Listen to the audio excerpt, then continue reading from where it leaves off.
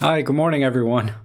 Hopefully, everyone can see and hear me now. And thanks for joining me again on another live stream. It feels like I've been doing these live stream marathons. It's wow. That last one. I hope were any of you guys there on Thursday when I had the whole group, the whole gang there of Micro Four Thirds photographers. Peter and Robin and Jimmy and let me tell you, I was so tired after that. um, if it wasn't obvious, it just was mentally draining to try to monitor four live and then one in the chat room with Micro Four Nerds Emily. But yeah, I got a lot of great feedback on that live stream, despite all the technical problems. I really appreciate everyone's patience with that. I think I fixed most of it. I need to work on the audio a little bit more, but I think I fixed that, and I fixed the how the screens were constantly resizing of the individual callers because their bandwidth to me and my bandwidth going back out, there was a lot of challenges there, I think. So but I think I did make a fix for that. And it seems like if I have more than 3 people on Skype at the same time, that's when I start to run into problems. So I might have to limit, that would be a bandwidth issue on my end. The screens resizing and things, I think, is a bandwidth issue on their end. But anyhow, thanks for everyone that did come to that. If you missed it, it's on my channel. It's a replay. But okay, so let's see where we're at. I kind of wanted to talk a little bit about if you should upgrade your camera, because that was a question that I missed asking the group there. When we were live on Thursday, someone had submitted a question ahead of time, and that's the other thing is I do have a link now on my website where you can ask questions ahead of time, so that when I get to the live stream, I can answer those for you if you're not able to be there live, or you just rather submit the question privately. Either way, there's a way to send questions in advance, and that's I think that's going to work out well, because sometimes there's gaps. Someone had mentioned there's gaps in the live stream where it's kind of silent because I'm skimming through the chat window, and this would be a way to kind of fill that gap a little bit and provide a more fluid experience for you guys watching. Anyhow, it went pretty well overall. I was really lucky to get everybody there as I did. I'm very grateful. So Peter and Maddie and Robin and Jimmy and Emily, thanks so much for joining the live stream. And I plan on doing those. I'm thinking every third Thursday of the month. And everyone's come back and said they want to come back and be on. But I have to kind of minimize how many I can do at one time until I streamline everything. But again, thanks, Rick. Let's see. And I'm going through the things we talked about, Rick, through the emails. I have started doing that research, and I think there's some potential there for me to do more than what's already been done online by the other creators here, or the other photographers.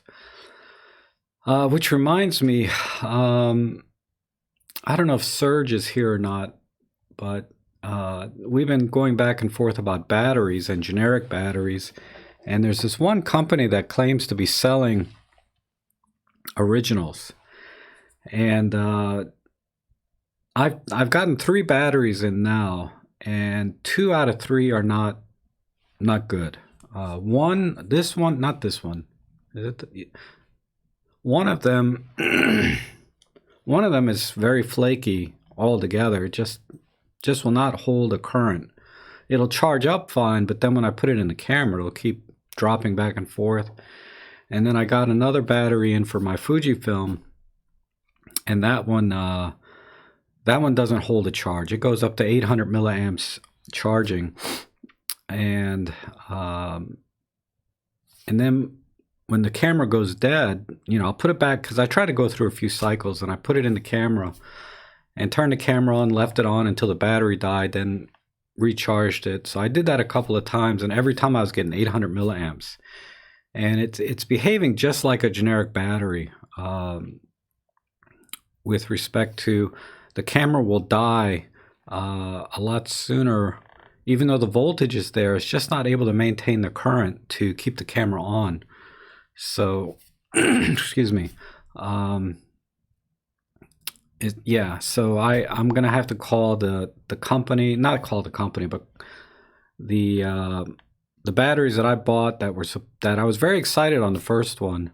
The two more that I got in were duds. They were just generic batteries. So thankfully I didn't pay too much for them. Like $16, $17 a piece for original batteries. That would be a dream come true, right? But some things are just too good to be true. And I think in this case, they're not true original batteries as far as I can tell. Hi Leon, you're back. A lot of regulars here. Yeah, I'm a little bit nervous about doing live streams, twice a week. And my channel just becoming all live streams. I'd really like to go back and start creating content as well. But God, the live streams, even though time frame wise they're not as demanding, it's very draining on me. But I'm gonna keep going till I can, till I drop, I guess. All right. Good morning, Chuck. Good morning, Andreas. Good morning, everyone. There's so many of you here. I really appreciate that.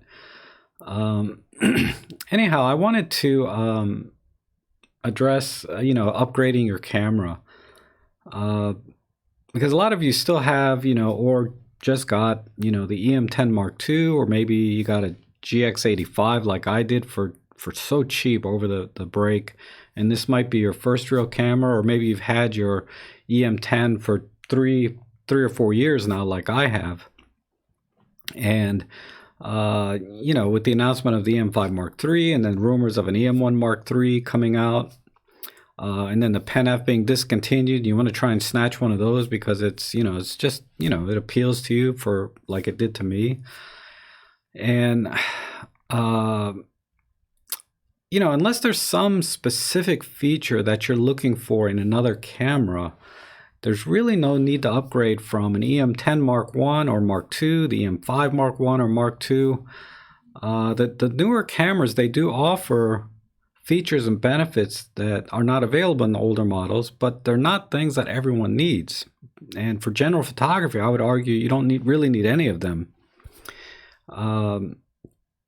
So it's from a practical standpoint, there's not really a reason to upgrade if you have a Mark I or Mark II body. From a more like real perspective, as enthusiasts, as hobbyists, we enjoy this craft, right? Photography, and we always want to have the best, that we can get. And if we do get a little better image quality or a few more features, we really value those things and put a lot of weight into those very small things. And in those cases, the cost, we kind of justify to ourselves that cost, that it's worth it to upgrade and spend $800, $1,000, maybe $1,500 to upgrade from our Mark I or Mark II. So it's kind of a balance. I'm more on the side of I want the latest and greatest. I got a bad case of gas, which it just hit me the other day how bad it is when someone asks how many cameras do each of us own. And I haven't counted them all, but I have a lot of cameras. At least a dozen, maybe more.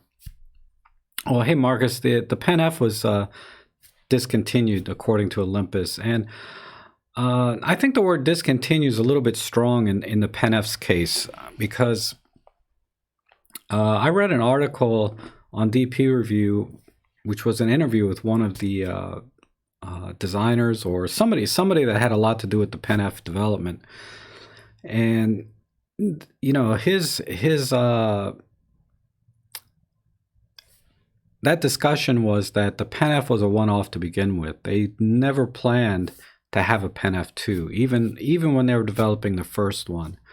And unless it, sold like gangbusters, that would warrant a marketing reason, a business reason to continue that line, maybe. But they didn't design that camera with a Model 2 in mind. So I think calling it discontinued is one thing versus, I'd say that they just made one great camera. And they didn't plan on building a second one anyway. So it's to say it's discontinued is maybe too strong a word, even though technically that's probably correct. But yeah, so as far as upgrading cameras, I mean, only you can really answer that question is, are these new features, that you want to get worth it, to you, right? If you love this photography and, you can really value those extra new features, then yeah. But, most people that ask me, should I upgrade my camera? They've just barely scratched the surface of the camera they have. And they should really explore everything that they can do with their current camera. Because the E-M10 Mark II or the E-M10 Mark I, they're all fabulous cameras and they have a ton of features. I'd say probably feature-wise, like 90% of anything that's out there now, within the same line. So you're not really going to get better image quality or take better pictures, with a newer camera. So really try and flesh out and maximize the camera that you have and really learn that. And then you can make a better decision about upgrading to another camera. Feature-wise, the E-M1 Mark II and the E-M5 Mark III have the best autofocus by far. And then going to the E-M1 Mark II, you add an excellent battery life on top of that. And those are very distinctive features or functionality that might be worth it to you. The Pen F, I get a lot of questions about, should I get the Pen F? I have an E-M10 Mark II. That's another camera that really is if you're a JPEG shooter and you really love photography and you like to do things in the field and get creative, yes, definitely it has a lot of features, but there's a lot of things in that camera that you can do in Olympus Workspace that you don't need to buy that camera if you're willing to put the work in post-processing. And the image quality is kind of a wash. 16 to 20 megapixels, it's not that big a deal, but that's why I say the Pen F is always a good second camera or only camera, but I wouldn't upgrade to that camera, so to speak. Your money's really better spent buying lenses. So, but if, that's just sort of my overview of what I think about upgrading cameras. And, if you have any specific questions, if you have a camera now and you want to upgrade to another camera, just go ahead and ask and I can give you my thoughts on that, because I'm pretty familiar with the entire line from the Mark II up. The Mark I's I'm not as familiar with because I don't have any, but I'll be happy to answer any questions about if you're thinking about upgrading. Because yeah, look at that. Okay, I was saying that the E-M5 Mark II is $400 now. Yeah, it's amazing. I'd love an E-M5 Mark II. I'm gonna wait a little bit till it comes down even more. If I can get it in the $300 range, I might just get one, just because I just love that camera.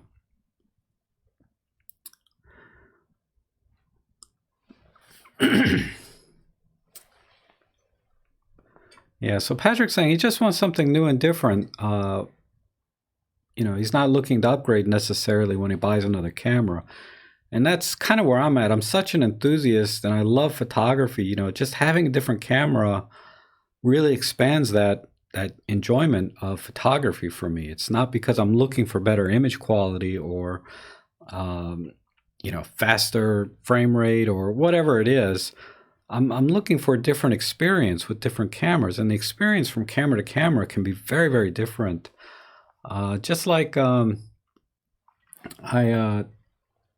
saw on DP Review channel, what's his name, Chris and Jordan, they were talking about its Pentax weeks. I said, oh, wow.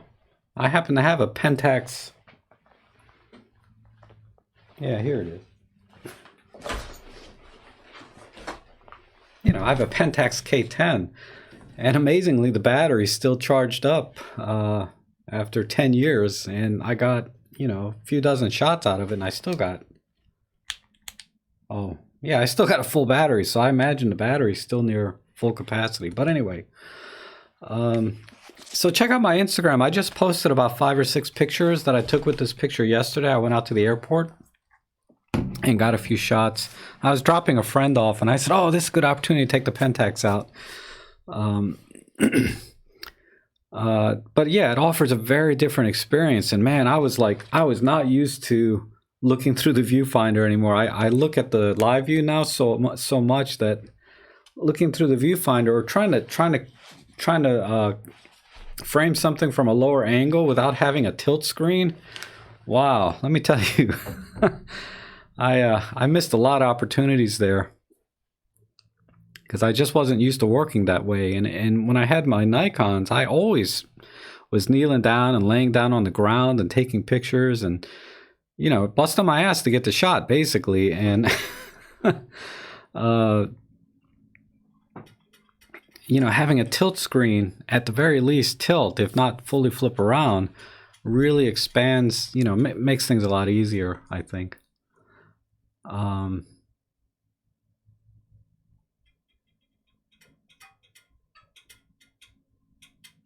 Yeah, Captain's saying that the E-M10 Mark II is, surprises him, Really, the E-M10 Mark II, there's just no reason to upgrade from that unless, like I said, you need something very specific feature-wise. From a practical standpoint, from an enthusiast standpoint or different experience standpoint, it's okay to upgrade to something else or buy another camera.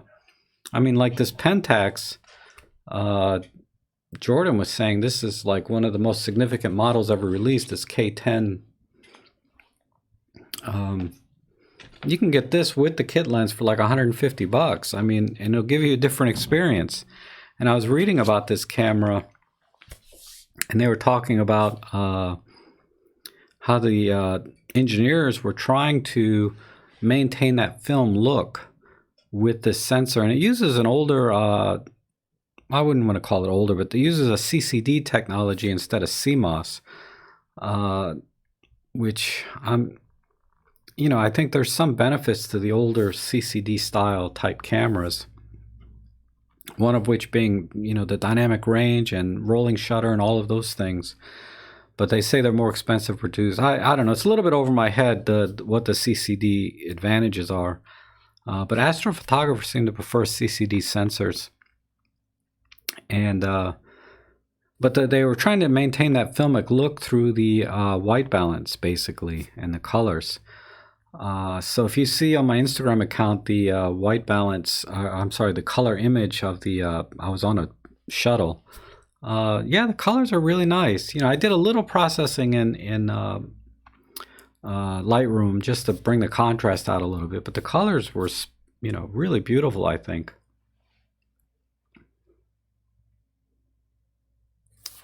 Archie's asking, I got my E-M5 Mark III coming from Mark II. Yeah, I mean, the E-M5 Mark III really brings a lot to the table over the E-M5 Mark II, particularly in the autofocus area, the continuous autofocus and tracking. And so if you want to capture birds in flight or do sports action, maybe a football game or something, you're going to get much better performance, and you're going to notice that your lenses seem to come alive on that camera. They're just really very different. They perform much faster. And I'd say that was the biggest thing that I noticed with the E-M5 Mark III was just the performance of the lenses, the speed of focusing. I don't know what it is, but it just feels like the lenses just snap now, So you're not going to get as much hunting. especially in low light. The low light autofocusing on the E-M5 Mark III is amazing. It just locks on and almost pitch black, it seems. And and the image stabilization is a little better. And you won't really notice it so much in photography and your stills.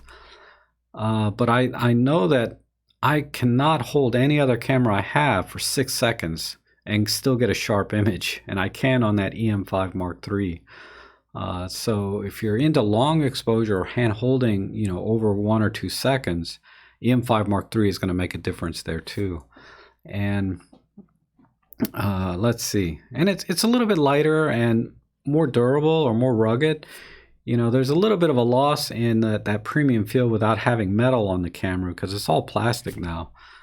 So a lot of people didn't like that. But if that doesn't bother you, like it doesn't bother me, but if that didn't bother you, I think it's a great camera, and the grip is a little better too.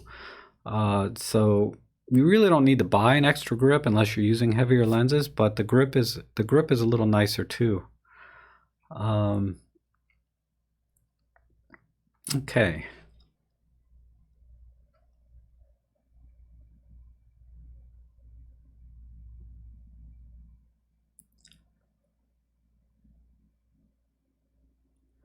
Yeah, Barry, that's a great camera, E-M5 Mark II. I mean that camera, even 4 or 5, I don't know how old it is, 5 years now. That camera was way, it's just a really superior camera.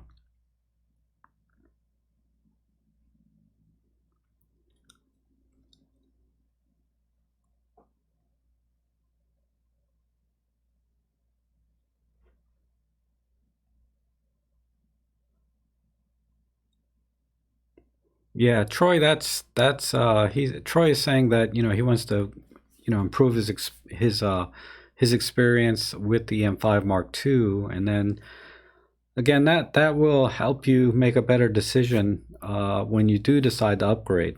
And if you're like me, Olympus is really uh, just inspires me by its design alone. I mean, I just love how the camera looks and functions, and the ergonomics of the dials and everything are just perfect. And that's what drew me to the Olympus line, was just the overall aesthetics and ergonomics of it. I mean, I can't think of another camera that I can handle easier than an Olympus camera.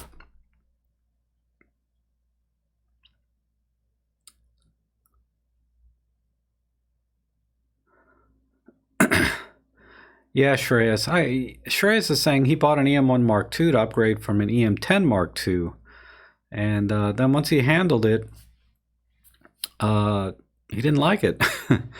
Because like ultimately the image quality is not that much difference. It's all about the handling. And yeah, I never take my EM1 Mark II out. I mean, well, never is a strong word, right? But I rarely take the EM1 Mark II out for my personal photo walks and general photography because I just don't like the handling as much because of its size. It's just a bigger, bulkier camera.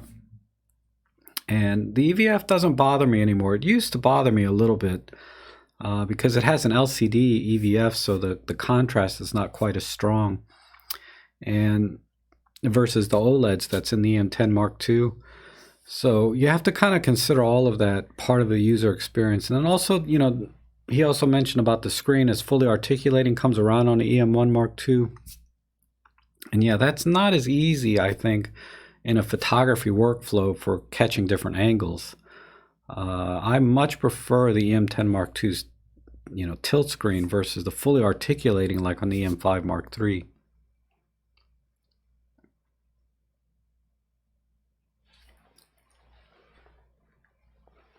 Yeah, you got a good deal there, Chuck. So a couple $100 for because those VF2 view. Chuck is saying a VF2 viewfinder. He lost his VF2, so he's going to buy another one. But then he saw he could get an EM10 for the same price. And yeah, that EM10 is amazing.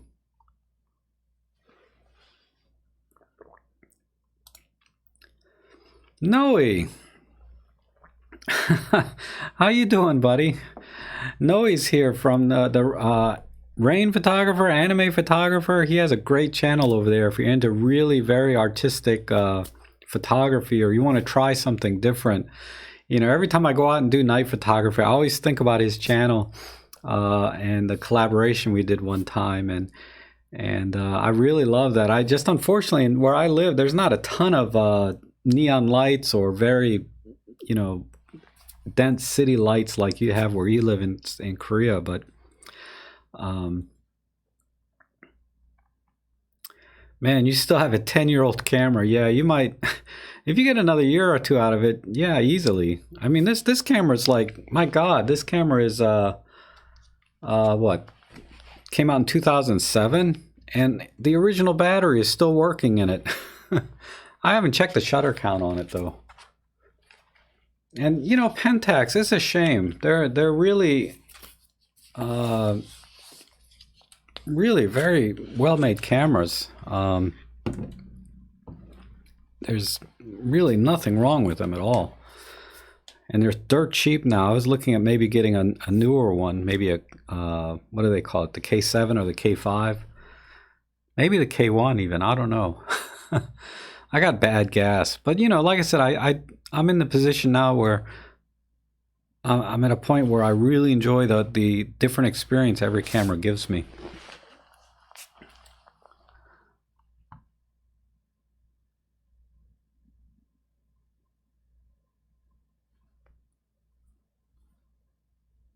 I've always been a Nikon guy, never paid any attention to Olympus, and all of a sudden I see the quality of the line. Looking forward to my first one.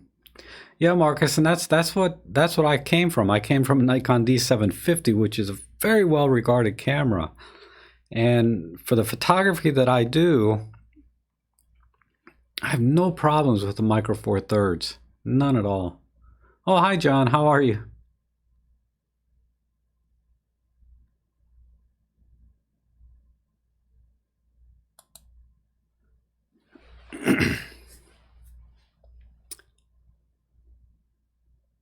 Yeah, Noe's gonna try and do some more daytime photography. Yeah, yeah. I mean, I I do, you know, I do both now. I'm enjoying the night photography more because as over my 6 or 7 years I've been taking pictures, night photography hasn't been my strong suit. So as a portfolio, I don't have a lot, but I've been doing it a lot lately. So I guess you and I are kind of opposites in that respect.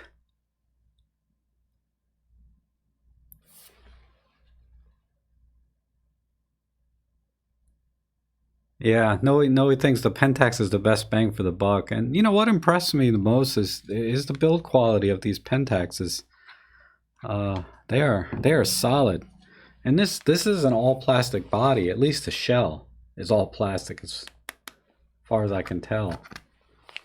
And nobody ever complains about this. Same thing with like my Nikon D750. I know there's a magnesium alloy right underneath, but so is the M5 Mark III, right?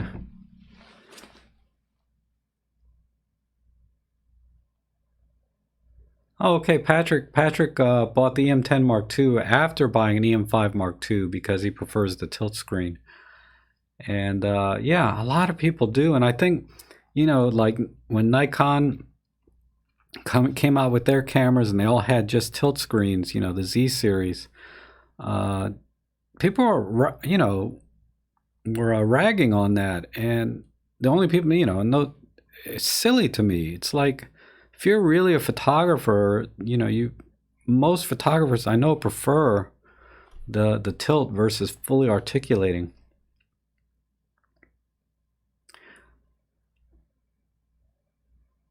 Leptospirosis.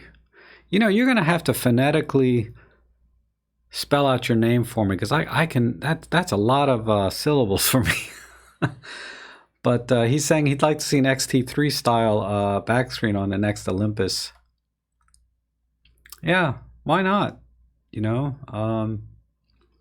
I mean, you know, they should make like a EM5 Mark III and an EM5 Mark III T, right? And the T for just being tilt instead of articulating, so that, you know, photographers can have a choice. There wouldn't be a whole lot of cost in research, right? Because they already have tilt screens. It would just be a matter of, and I'd be curious to see which one sells more in the end, right? They might learn something from that if they release two models, because in advertising and marketing, we do that all the time, A/B testing, and then we go with the one that works best. But with a lot of camera lines, you don't have a choice. You have to buy what they produce.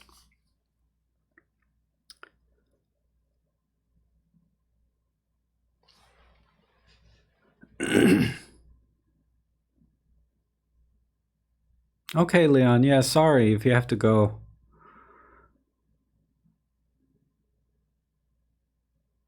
Yeah, no, he's saying that the Pentax glass is as good as a Canon L glass for like a third the price. And Pentax been around a long time. They have a lot of great glass.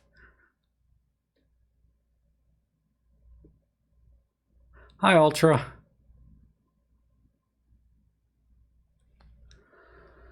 Oh, Mark's asking which Pentax models do I like. I don't have a feel for their full lineup. Right now,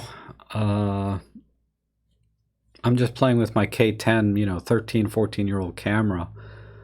The K1 is pretty amazing from what I've seen, because, the K1 and I think it's the K5, they have this like astro feature in it that is kind of interesting, where it moves the sensor to follow the stars so you don't get, the star trails or eggshell.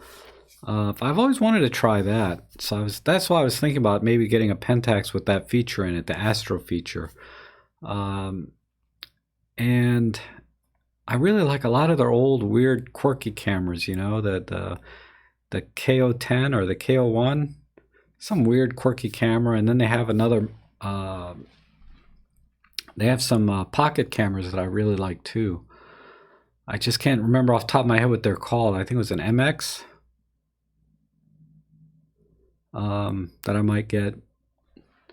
But yeah, sorry, I'm not a Pentax guru. I just, every now and then I'll see a camera review. You know who's really good is Mattias Burling's channel. He does that's the only guy I think has more cameras than me. Is maybe Mattias Burling. Search his channel for Pentax. He does some great reviews on the Pentax lines, and I'm always like scouring eBay after I watch one of his videos trying to find a Pentax. And then, my senses come back and say, no, don't do it. Any issues using micro SD cards with adapter and cameras with regular SD card slots? Have anyone discussed this? I've never had a single issue. In fact, now I always buy cards that are the micro SD that just slide out. I don't buy them because of that, but I don't know. I haven't had any issues at all. I mean, I guess the main thing is, if you want to think about it long term, is with these memory cards, a lot of times these little plastic ribs or pins that are in here, like even this one, the ribs have already broken off on here. And for one of you guys, one of my viewers was telling me the pin broke off inside the camera and jammed his camera, and he couldn't operate. He had to send it in and get it fixed. So these cards, these pins break. Now these have the same pins, but if these pins break, you can just use, you can just get another one from another card that you have, and then put your memory card in like that, and just, so there's some benefit to that, maybe. I mean, in terms of something practical, that's the only thing I can think of. I don't think there's any performance or durability issues for the in the card itself.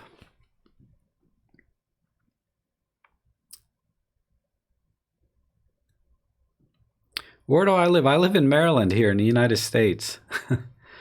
Mark's asking, where do I live? Near DC, if that near Washington, DC. Sandeep is saying, I love the images out of my GH5S, but many of my 10 megapixel RAW start falling apart when I do heavy correcting grading in Lightroom.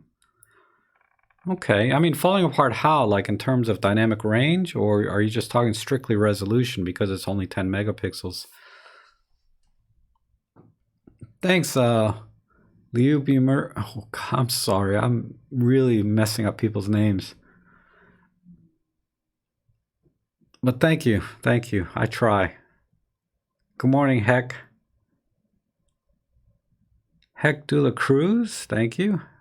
Good morning. Oh, Sonny's from Laurel. Wow, and you moved to Florida. I'm so jealous. Yeah, I hate the winters here. I just have too many roots with my family here. And I've said this in other live streams. Once I'm the oldest one in the family, I'm moving to Florida. I guess that's what old people do, right? What part of the country? Didn't recognize my accent.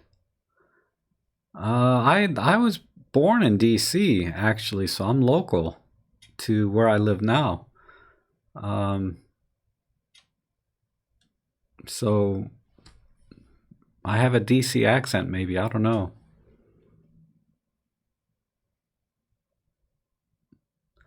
I'm an amateur, but someone decided to hire me for a birthday in a restaurant at night.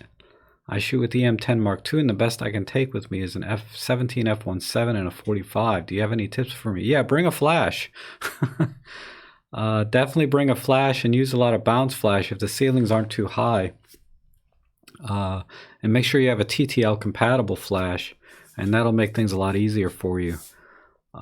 So what you want to do, I should do one. I don't have any tutorials on how to use on-camera flash.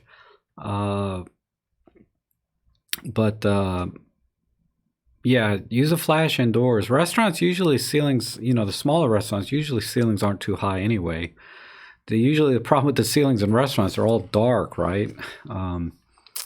But yeah, you'll have to use a flash, and if you can use off-camera flash, even better. But that would be my advice, and don't be afraid to go high ISO with your images if you can't use a flash. You can safely go up to 6400 in my opinion. For a birthday party, it's okay. And but yeah, for the most part, I would go with a flash, and try not to take images that. And this was a tip from Jimmy Chang from the last live chat. If they're in a dark area, don't take their picture. It's just going to come out bad. And that's true for any camera, regardless. Try to make sure there's always good light. So follow the light in the room and take a lot of the pictures there. Try not to grab everything, but focus on areas where there's good light. And if there's someone that you want to get in a shot, wait till they move to that area, or just ask them to go over there. Hey, let's get a group shot here together. And if there's any chance, maybe the restaurant can help coordinate some of that with you, the lighting in the restaurant itself. But those are perfect lenses to take. The 17 is just wide enough to capture everything, so you're not 10 feet away. And then the 45 will help you get those shots when you don't have any choice. You're kind of far off in the room.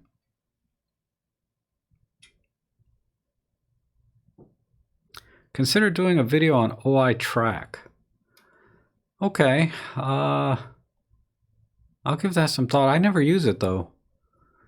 And honestly, I'd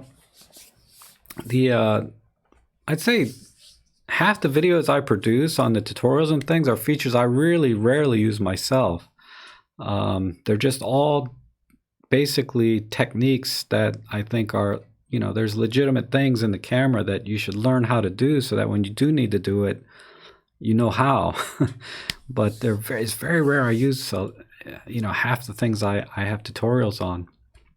The video that I made, the video for beginners series, where I talk about just going in aperture priority and using exposure comp, that's how I shoot 99% of the time, just like I teach in my beginner series. And then most of the other videos, you know, other than some of the off-camera flash stuff, I rarely practice. Like I rarely do live composite, you know, very much, things like that. So eye track, I've absolutely never used that at all. But I have to give that some thought. You know, that would be a video where I just do it one time, right? You know, I practice and I learn how to use it and then develop like an outline for teaching it. Then I'd go out and do one photo walk using it, show you guys how to use it, but then I'd probably never use it again myself unless I thought there was some advantage to it. Noe's saying move to Texas. I thought about that. It used to be Texas was really cheap. You know, you could buy like a big, beautiful home with an outdoor pool for like, you know, like a couple $100,000. I don't know if that's the case anymore. Not that I would want something that big. But, you know, a couple $100,000 here where I live won't even buy a one-bedroom condo. Ugh, it's just ridiculous, the pricing here.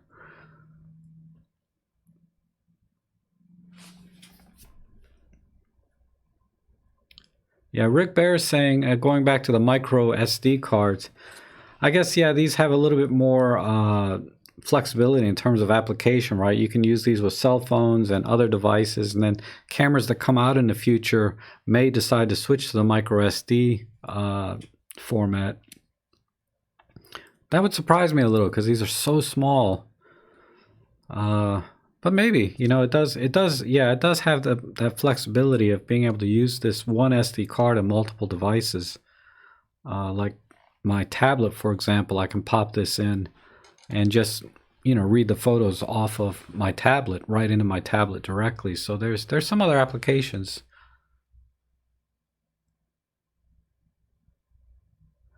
Prashnath Nair is asking, is the M1 Mark III worth waiting for? Or would they make one? Yeah, I think it's worth waiting for. You know, if you have a camera now, you're not missing any shots. You can still go out and do pictures, right?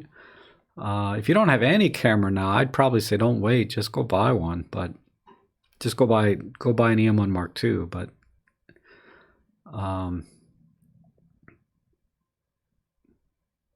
Lauren's saying use the mechanical shutter instead of electronic shutter inside a store for color.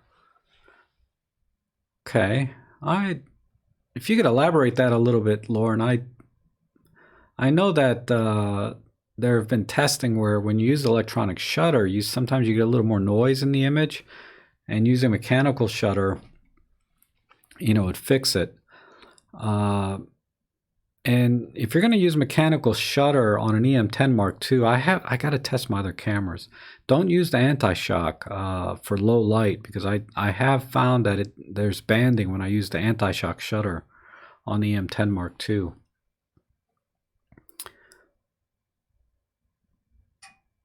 Okay, Noise, we'll see you later. Thanks for coming in, buddy. I always appreciate it.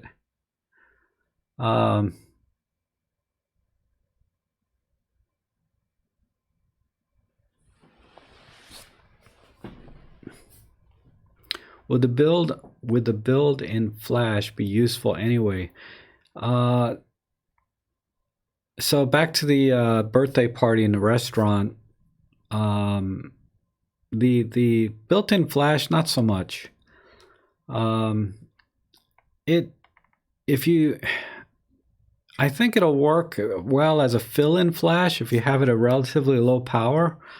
So practice a little bit with that if that's the only thing that you have on yourself, right? Just set up a self timer and practice adjusting the flash power so it doesn't overpower the scene. You want to use as much ambient light in the restaurant as you can, and then only use the flash to maybe fill in some of the shadows, and that'll keep the image looking more natural and more in the mood, or being in the moment, than if you leave the flash on full TTL. It might overpower the ambient light, and then it looks like you got a picture of you got a flash shot. It looks very flashy. So whenever I do flash photography, I really try to bring in as much ambient light as I can. and then only use the flash to fill in areas that are a little bit too dark, and you need to bring them up a little bit. And the pop-up flash will also add a little bit of a catch light, like you see these two white dots in my eyes, to people's eyes, so it'll make them look more alive as well.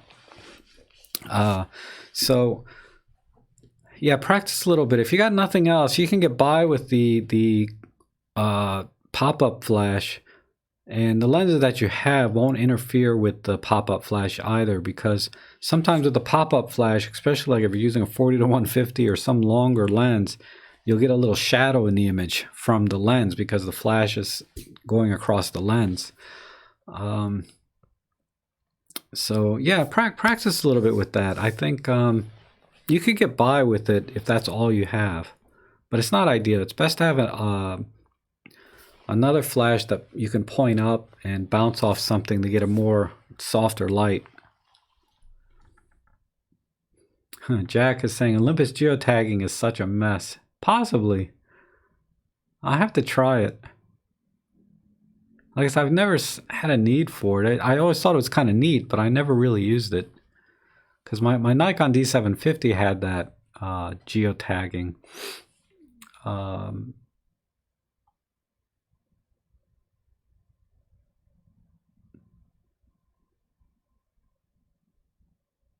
Rick is saying he never uses flash when he does weddings. Yeah, flash can be tricky, yeah. I mean, tricky in the sense that you don't want your pictures to look like you used the flash, right? You want the pictures to look natural. So just practice, you know. Maybe you won't be ready by the time this restaurant birthday party comes along. Then just bump your ISO and go that way, like Rick is saying, because you don't want to take pictures that look like were taken with a flash. It's better to just get a little bit of grain. The other thing I'd recommend, if you're going to be in a lot of low light situations, use single point autofocus and always try and find a point of contrast in the image so that you can lock focus very quickly. Because the E-M10 Mark II is not bad in low light, but it's sometimes it's harder to find contrasty areas.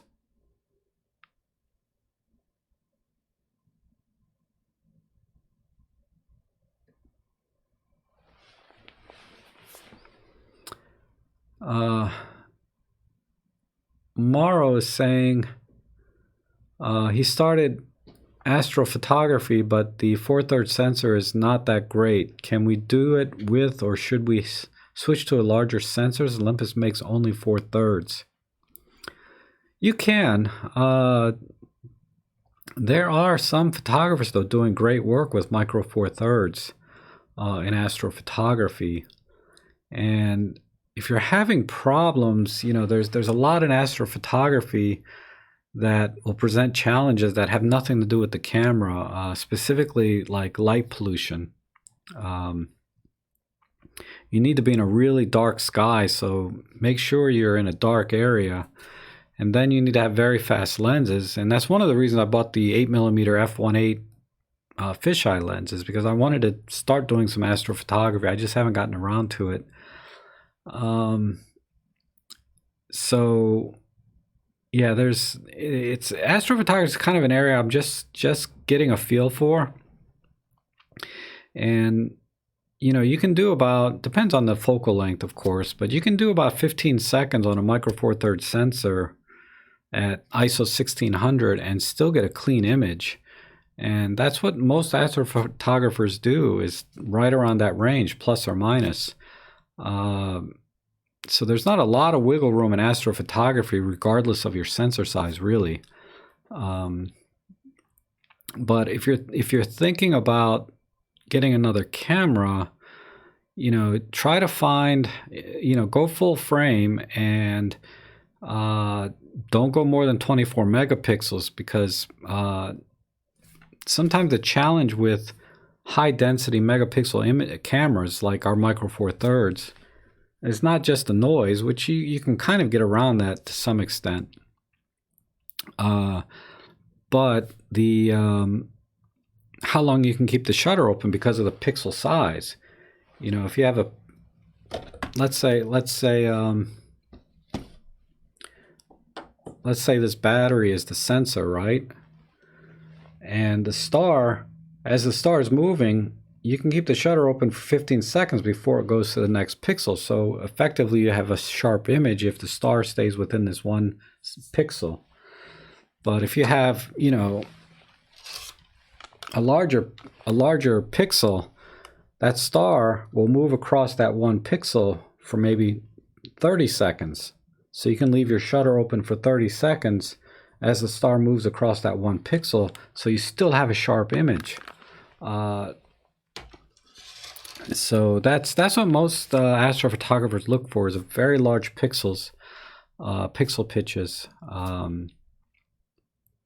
when they're doing astrophotography, in addition to having a, you know, a greater dynamic range, etc.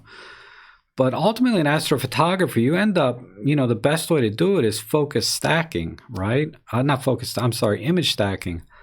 If you go to my Flickr page, I have a shot of the moon that I took, where I stacked 40 images together with my E-M10 Mark II. So check that out. And I think that's a good example of one kind of astrophotography, right? The moon. That image, I'm really proud of that image on my Flickr page. And just search for Rob Trek on Flickr, you'll find me. And then you'll see that image, you know, pretty early on the front page of all my pictures. But yeah, most astrophotography involves image stacking, and that sort of resolves the issue of using a micro four thirds or smaller crop sensors anyway.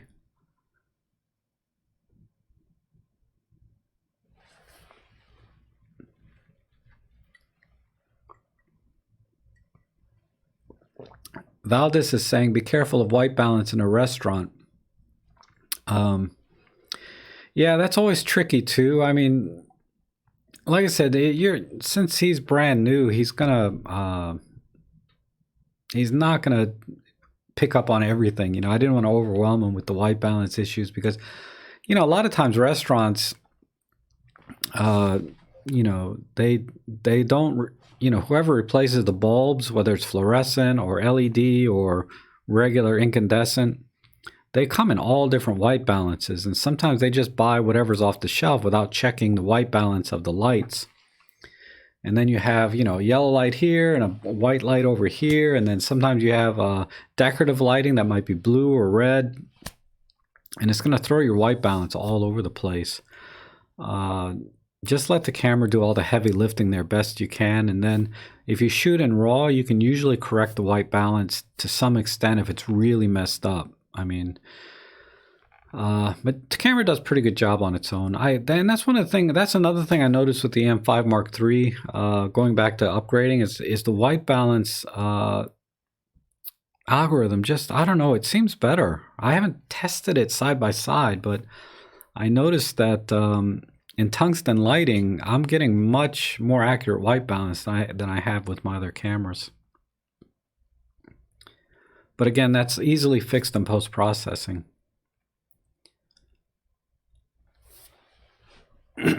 Hi, Rob. You asked exactly how the 10 megapixel RAW images out of the GH5S are falling apart. Wow, banding and artifacts and noise issues. I'm doing natural landscape and architecture using natural light only. Wow. Okay. Yeah, I mean, the GH5S is a video camera by design, so I'm not surprised that they didn't really make the sensor optimized for photography.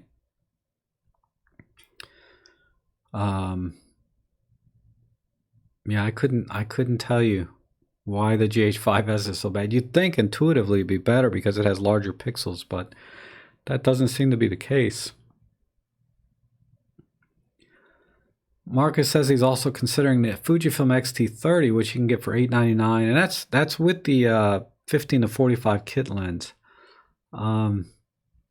That's a great camera too. I mean, the ergonomics are very different than Olympus, and you know, I have an X-T30, right? Yeah, I have, and yeah, the experience, and if you get this camera, get this grip with it. You know, this is this. I think this grip really, it's very comfortable, and ergonomically it fits really well. But there's a lot of misnomers about. I think, you know, there's some for me as a vlogger, there's some issues with this. Not just the tilt screen, right? Like this screen tilts, which is perfect for photography. But it doesn't have a separate record button for video, which is a pain in the butt for me as a vlogger. And it doesn't have a lot of the photography features that we have in our Olympus cameras, like art bracketing. I haven't explored everything on this camera, but I know the few things that I love to do with my Olympus cameras, I was not able to do in this camera. Like if I do bracketing on this camera, it seems like it only brackets in JPEG. You know, if I want to bracket sort of the film simulations. I could be wrong. Like I said, I haven't used this camera enough to really know. I probably got less than 1,000 shots on this thing. And I don't care for this Q button being right here. I'm always hitting that when I'm holding the camera.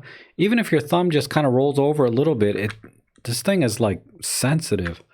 And that's a pain in the butt. And I don't like the joystick. Everybody raves about, oh, cameras should have joysticks. I'm not a fan, really. I prefer just the D-pad. And then the dials, you'll notice the front dial here. Let's see if I can get this in camera. This dial here, and then there's a little one on the front. These things are really small. Not like on our Olympus cameras, we got full-on dials. And then the aperture, I'm finding that I'm constantly rotating. If I shoot an aperture priority, I'm constantly bumping the aperture on the lens while I'm out shooting. And if my eyes were better, it wouldn't be a problem because it just tells you right here on the screen what aperture you're at. But sometimes when you're kind of working fast, you don't realize the aperture changed on you because you hold the camera like this, and I'm just not used to. And this thing turns really easily. So there's that. So there's a lot of handling issues for me as an Olympus shooter that I'm having with this camera. Now, if you've never shot anything else and you know you want to go with Fuji, you can probably adapt and get the muscle memory so that this flows smoothly for you in the field. But this is a very awkward camera for me as an Olympus shooter. And then, like I said, they brag about this dial, which I'm having a problem with. They also brag about how you can set the shutter speed just directly with this dial on top. And I'm always using it in A, auto, anyway, with aperture priority, right? So this dial is wasted.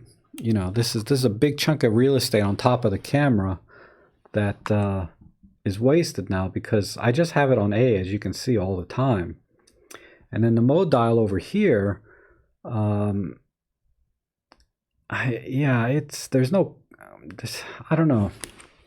There's no like custom setting. You have to get to a custom setting. You have to go into the menu, and on the Olympus cameras, you can reprogram a dial for custom setting. At least on and even the E-M10 Mark III at least has one custom setting on the top. This one has what? Advanced 1 and Advanced 2. I suppose those are custom settings. I take that back. But it's not a camera that works for me ergonomically because I'm just so used to other cameras. What I really do like about this camera is and the menu system is not all that. Panasonic has great menu systems, but the menu systems are not all that. So don't believe anybody that tells you the menu systems are good on this. They're okay. You know, they're like any other camera. The main thing I like about this camera is the little viewfinder toggle. I can toggle this right here to viewfinder only, to display only, to all off, or to auto switch with eye detect, all with the touch of a button. I do like that feature. I can toggle and cycle through like 4 different modes, whereas on the Olympuses I can only toggle through two different modes. But yeah, $899 is a good deal for that camera. It's a great camera for that, for the money, I think.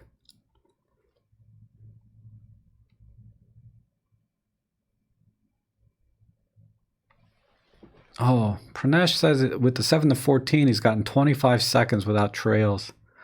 Yeah, that's really good. So I should be able to get at least that with my 8mm, right? Fisheye. Because I have an f1.8 on my fisheye. Unlike the 7 to 14, I think that's an f2.8. Oh, thanks, Tonka Truck. I doubt they'll ever make me an ambassador. Like I said, you have to take really good pictures to be an ambassador. I mean, my portfolios, I get 1 or 2 shots that I like, but I'd be a laughing stock if they put my images up. Yeah, here's Rob's portfolio, ambassador for Olympus, and they suck. I wouldn't mind like working with Olympus and doing like sponsored photo walks and things like that bring more people into the community. I would love to do something like that, where they'll have a bunch of cameras out for people to try, and I can be there to kind of help people with some of the technical side and the photography side, and it's all sponsored by Olympus. That would be wonderful. But yes, and being an ambassador and all, I don't know if that'll ever happen. Tom Pierce is saying, is in near the Great Smoky Mountains. Man, I went there a year or 2 ago and I loved it. Thinking about an upgrade, but I have an E-M10 Mark II and I have an E-M5 with expensive glass for weatherproofing. If you're talking about landscape photography because you're in the Great Smoky Mountains, there's no need to upgrade at all. Yeah, I can't think of any reason to upgrade for landscape photography.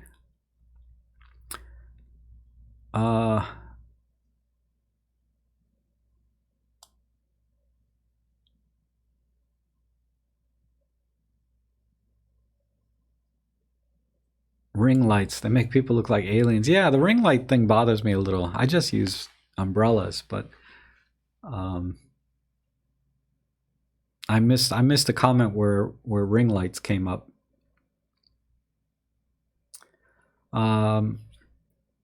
Prashant is saying, use a tracker if you're thinking about getting serious about astrophotography. That's true. There are some good trackers out there for about $300. And what they do is they mount onto your tripod, and then you mount your camera onto the tracker. And then you use a laser pointer, or not a laser pointer, but you use a pointer of some kind to kind of line up to the North Star or something. And then it moves the camera as along with the stars, so you don't get any star trails. And then you can effectively take multiple shots without losing your field of view, because you see these really expansive astrophotography shots where they're really wide, and yeah, maybe they were using a wide angle lens, but it's also more likely they were using a tracker so that they would capture that wide angle, but then also not lose anything by moving, so to speak. You have to really be in astrophotography to understand what I'm saying, but yeah, you just start out. You can start out with your kit lens and practice a little if you're in a very low light pollution area. Because I did some astrophotography with the kit lens and they came out okay.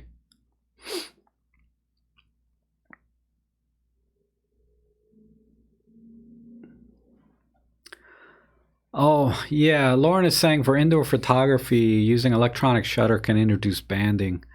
Yeah, with artificial lighting like LEDs and fluorescence, yeah, you could definitely get some banding. So, yeah, strongly recommend using mechanical shutter. And if you're using mechanical shutter, you're going to be using flash. You can use flash too. I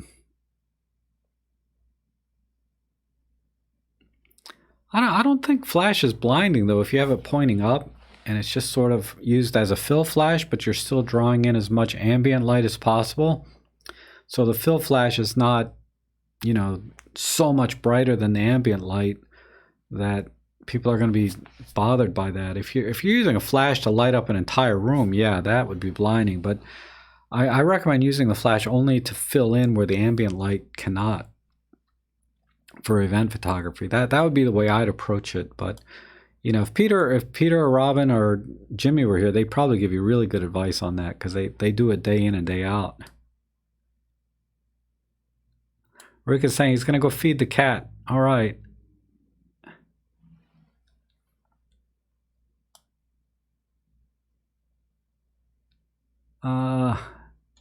Dave Nelson, do you have a grip recommendation for the M5 Mark II? I do not, because that's not a camera I have. I would imagine the Olympus original grips, though, are pretty cheap now if you can get a used one. But the only thing I can recommend when you buy grips is, and this is a workflow issue for me, is they have to have that Arca Swiss plate on the bottom. You know, like this is my E-M10 Mark II grip, so I bought this grip because of the well, it's hard to see with a lens on here, but because it's form fitted right to the camera very nicely, and also has this Arca Swiss plate here, and then the L bracket too. So this was my workhorse for, look, sorry Lauren, there's still tape on this camera. Lauren's always harassing me about the tape on my cameras, so I'm taking them off on everything now. But what the heck was I talking about? Yeah, this was my workhorse though in real estate photography until the viewfinder broke on it. But yeah, try and find a grip similar to this. This one I paid like $25 for back in the. They don't make this one anymore. But I like the form fitting and the Arca Swiss, and then the L bracket is removable right here with the screw that you can use. If you don't use the L bracket, you can take the L bracket off. So if you find a good grip that, you know, has the Arca Swiss plate and the nice form fitting, but it has the L bracket, you can take that off if you don't use it.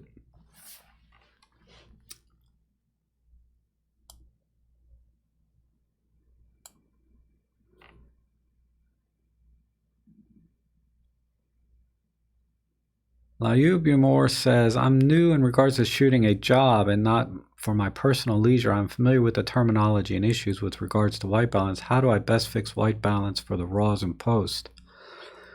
A lot of times you can find a white image or a white spot in the image after you take it in post-processing. So look around the picture and find something that should be white, and use the eyedropper to, there's an eyedropper tool that you can use to select that point as a white balance. Sometimes you can't find something that's white, right? Like a lot of times somebody will have a white shirt on, or there'll be something like white plates on the table or napkins. A lot of times those things will be white enough for you to use. If not, sometimes I like to just use a white piece of paper. I always bring a white piece of paper with me, just, you know, any copier paper. If you can buy, if you don't have any, just buy the whitest one you can. They have like a brightness figure. If you can find a 98 bright or 95 bright, that's going to be pretty much white, and you can sort of carry a folded piece with you, and manually adjust white balance through the custom white balance feature in the camera. Or if you can lay it down discreetly somewhere where you're going to take a picture, you can have that little piece of white paper in the image and then brush it out later or crop it out later. But because you only need it, or take two pictures if you can, right? Take a picture with the white piece of paper in the image, and then take a second picture without the white paper, then just white balance the two images, you know, sync the two images white balance. Amazon will not post the wooden grip to Australia. Oh, yeah. Oh, that's too bad, John. The wooden grip one is nice.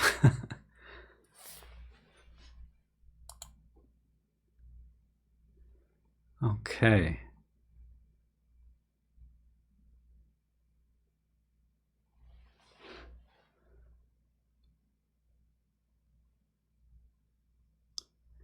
says here.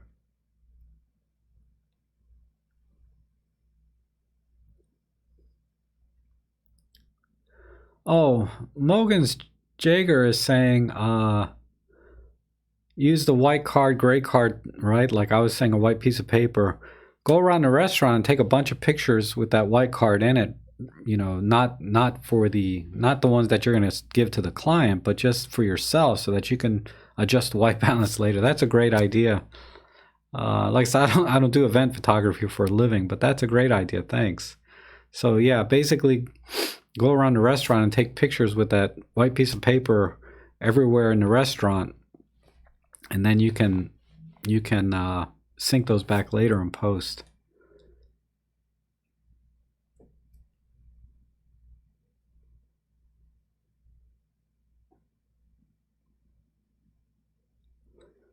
Oh, Lepta Pierce, he says that some cameras have strong filters in front of the sensor, and there may be an issue for astrophotography. Yes, that can be. I wouldn't worry about that too much, though.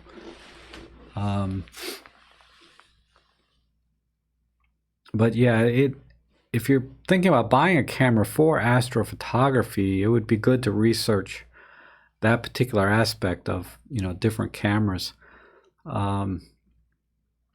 So like I said, if you want to get serious in astrophotography and buy a dedicated camera for that, you know, the best place to start is probably go into like some astrophotography forums or groups on Facebook and see what people recommend there, because they would know what cameras would work best for astrophotography.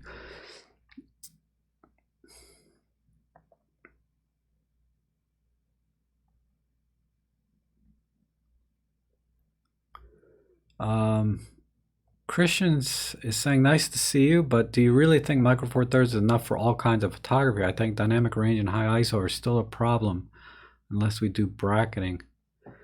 I think it's enough. I mean, when, you know, if you were here on Thursday, you know, I had wedding photographers, event photographers, street photographers. I mean, corporate portrait photographers, they all use micro four thirds and they all make a living for it. And if you see their portfolio, they do excellent work with micro four thirds. So it's enough, you know, long story short. You know, if there are people that will argue, you know, you got to go full frame, you know, or 35 millimeter equivalent, to get the best, you know, low light, low noise, etc. You know, I can't argue with that either, right? Because they are better, no question. But you know, if you want to ask, is micro four thirds enough? Yeah, and there's you know, Jimmy Chang and Peter Forsgaard, both switch from full frame sensors to micro four thirds, and they still make a living doing photography. And so it's enough, basically. I have an original E-M10 that I use for travel and street. It's been a great camera, but is it time for me to upgrade? John Wheeler, not really. I don't see any reason to upgrade from an E-M10. Even the Mark I, it's a 16 megapixel, takes great images, and unless there's something that you're struggling with in your photography, or an area of photography that you want to grow, that the E-M10 is not capable of, like clearly sports action photography, yeah, E-M10 Mark I, even the Mark II to some extent, are not going to be sports action cameras. And if you want to expand into that and you're struggling with that with your E-M10, yeah, it's time to upgrade. But if you're just travel and street, no reason to upgrade. Hey, Walter, how are you? Walter's a good friend of mine here, locally to me. I've known him, gosh, most of my adult life, I'd say, if not all of my adult life. And he has a great channel on Capture One, and he does tutorials there for the image processing, you know, picture post-processing software for Capture One, if you're not familiar with that. And you know, and I've said this in live streams before. I think Capture One is the best image processing software out there, and he has a lot of street cred there for Capture One. So check out his channel, Walter Rowe Photography. And I'm sure if he's here for a while, he can answer questions about Capture One if you're interested. But I don't want to put him on the spot. Maybe he just came in to hang out and he didn't want to work. Patrick saying, I have the Olympus grip for the E-M10 Mark II, and it's excellent with big lenses, but does make that camera a lot bigger, losing the M43 small. Yeah, it does. I mean, it's still smaller than, say, a full frame, full-on camera with grips, but it's not like just the camera body alone. Joe Morano upgraded to a G9 and it's great, but I did not need to upgrade over the G80, not that much. Yeah, it's true, right, Joe? You're probably in the same boat as me, right? You buy cameras because you want a different experience, right? The G80 is a very different camera from the G9. And you can appreciate those little incremental things that are different about it. Because, you know, I've seen Joe's photography. He's an excellent photographer on his Instagram account.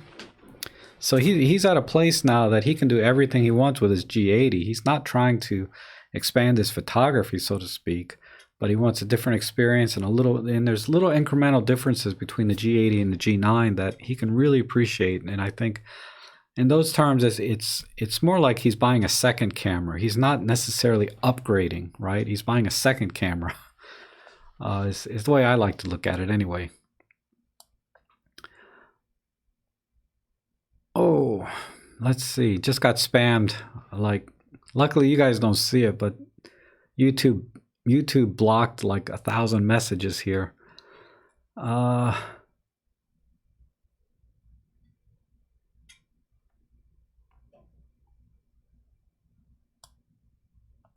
that's a good point, Walter, that he's saying instead of using white, he likes to use gray when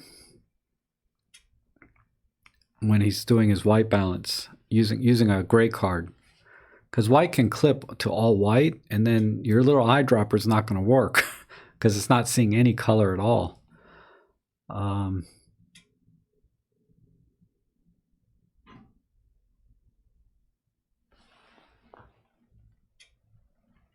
Oh, Lepto says, don't buy the cheap bulky grip. Yes, I would agree with that, because let me show you what grip he's talking about, just to make sure we're on the same page.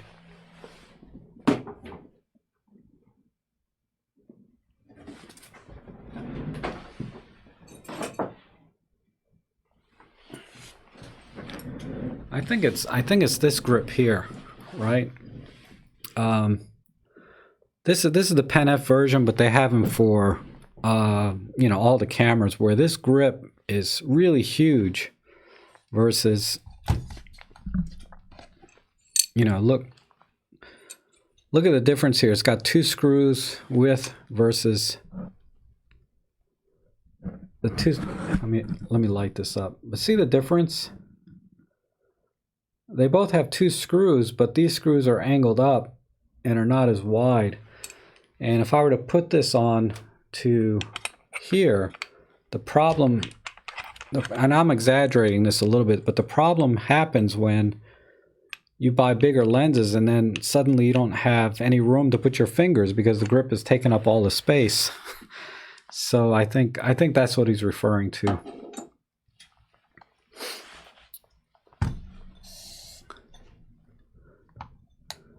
All right, let me get past all this spam.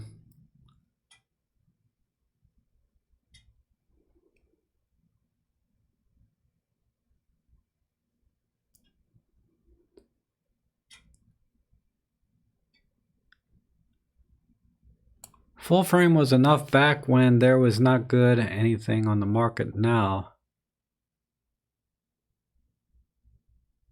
So I don't see any issue using any type of photography. Yeah.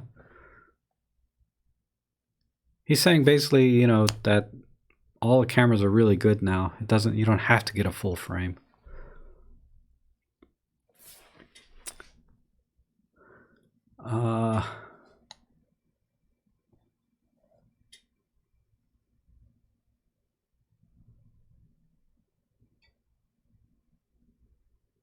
Christopher Seymour says, with the concern about noise on Micro Four Thirds, I'm trying Topaz Denoise AI and it appears to work really well. Yeah, I think Peter just did a video on that. I haven't seen it, Peter Forsgaard. But I saw a demo of it when I went to a launch event, and I was really impressed with how well it was able to take the noise out and still retain the image quality. It was pretty amazing. But you'd have to be hardcore into post-processing, right? Where you would want to spend money on a specialized denoising software.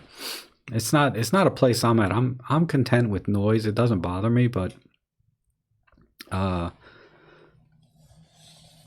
think if you're doing professional work or you really enjoy post-processing, I think Topaz is something you should look at anyway, have on your radar. And well, Walter said he's happy to answer any questions about Capture One, so I appreciate that, Walter. I need to adjust my I feel like I'm just too bright. Now I'm too dark. All right, that's a little better.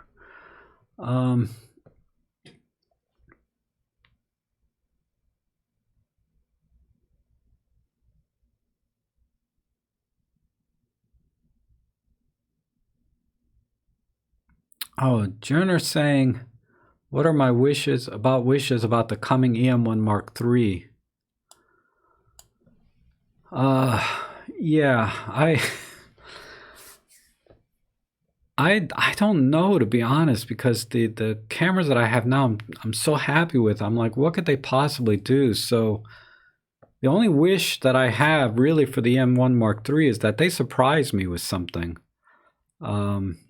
Like they add a feature or something that surprises me and says, wow, you know,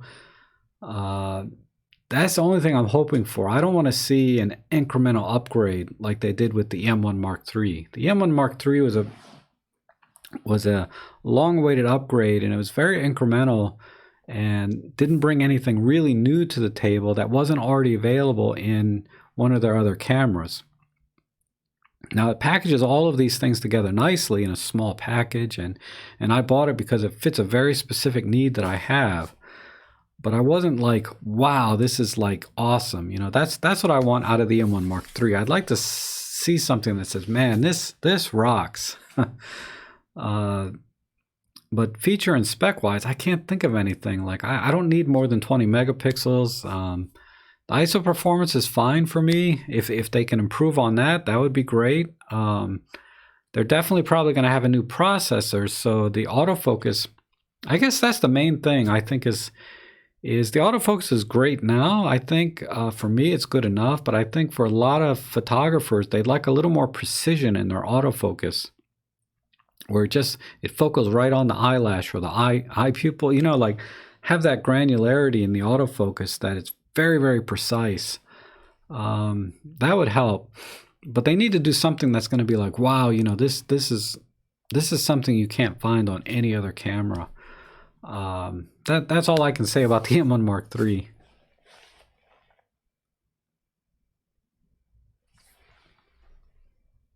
Thanks, Rickson. I appreciate that. I'm using E-M10 Mark II with a Sigma 19 f2.8 and think of changing to the 14-40 f2.8.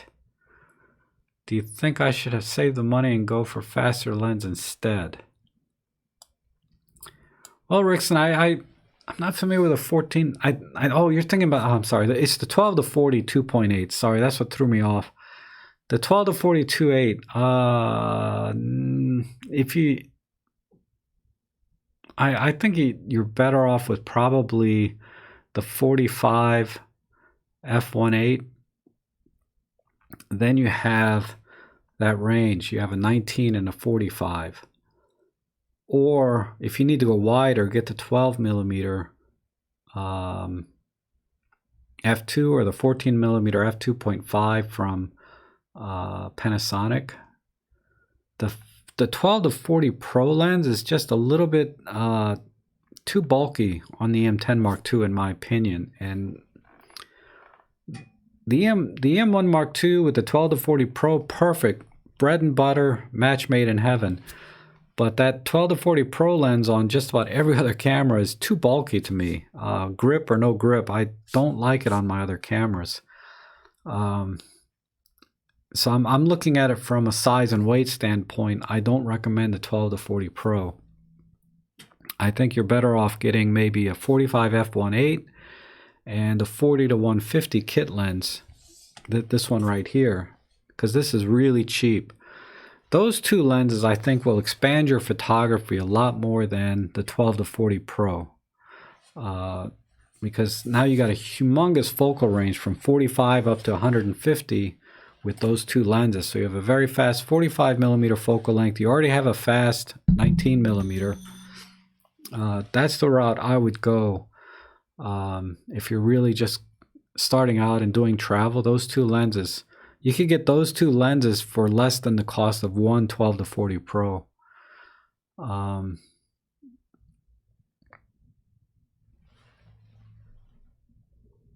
Okay, bye. I can never pronounce your name.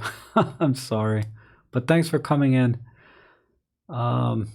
Man, the chat room just jumped up here.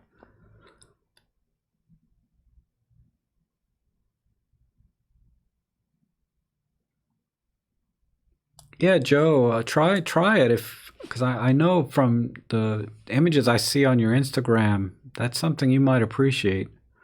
I'm not saying your images are noisy. I'm just saying you would appreciate it more than say I would. Is it true the G9 shutter button is a hair trigger? Might be an issue other than a little bit of concern. I don't know. I don't have a G9 to tell you. The G85 for $698. Yeah, that's a bargain. You know, let me tell you a secret. When I went shopping for a smaller, lighter camera, I really researched the G85 back when I was looking. I wouldn't say I really researched it, but it was on my short list. And if they had a G85 on the shelf, I might be a Panasonic shooter right now. But they didn't. They had a Fuji X-T10 and an E-M10 Mark II, and I ended up going with the E-M10 Mark II.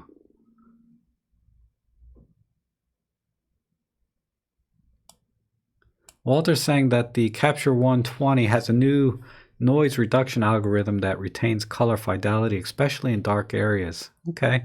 Yeah, I mean, go to his channel and check out some of his tutorials, and then if you can, use his affiliate link in his videos and download a trial of I think you can do a 30-day trial, right, Walter? Or whatever that time window is, and try the new denoising function.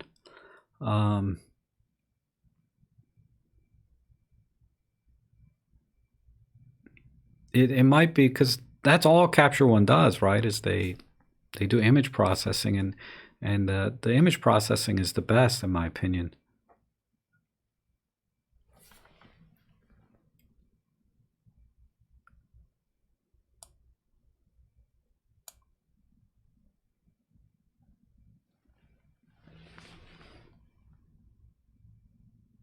Yeah, Lauren really likes the G85 with the 12 to 60 for $698. I mean, that's a deal. And that's the beauty of it is right now there's so many good deals on good cameras.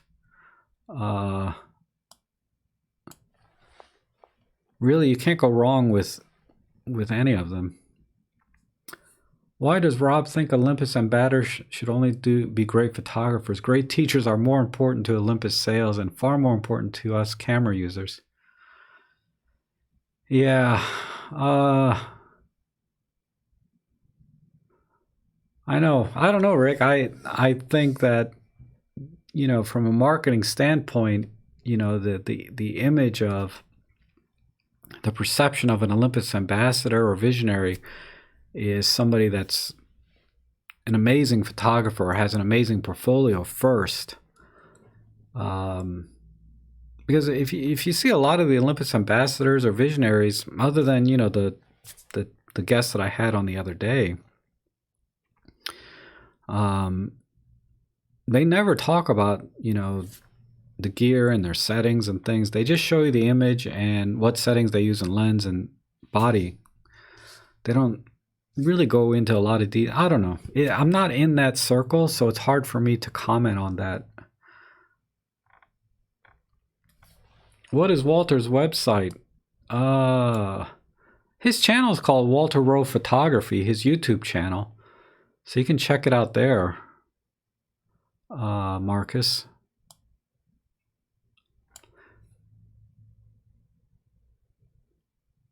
Joe's saying that the G9 shutter is only super light the first time you use it. It took me a day, no issue now. Yeah, I mean it's all about muscle memory and what camera you're used to. Like, I think the Fuji X-T30 has a hair trigger on it, man, I tell you. But after I used it a few times, I kind of got used to it. Do you consider noise the same as fine detail loss? I don't mind having noise grain, but I do get bothered when fine details start to disappear. I think, yeah, I guess to answer your question is, do I consider noise the same as fine detail loss? Yeah, it is the same. The fine detail loss is more of a symptom of noise correction than it is actually losing the detail. I mean, if the noise itself is so bad, yeah, you're going to lose detail. But usually when we talk about fine detail loss, I think it's more with respect to how much noise correction are we trying to do. That's when you start to lose the detail. So it's just a different way of thinking of it. I don't know if technically one way is correct or the other, but in my mind, when I think about detail loss, I think about noise correction and how much detail am I going to lose. I don't think of noise as losing detail, although effectively it is.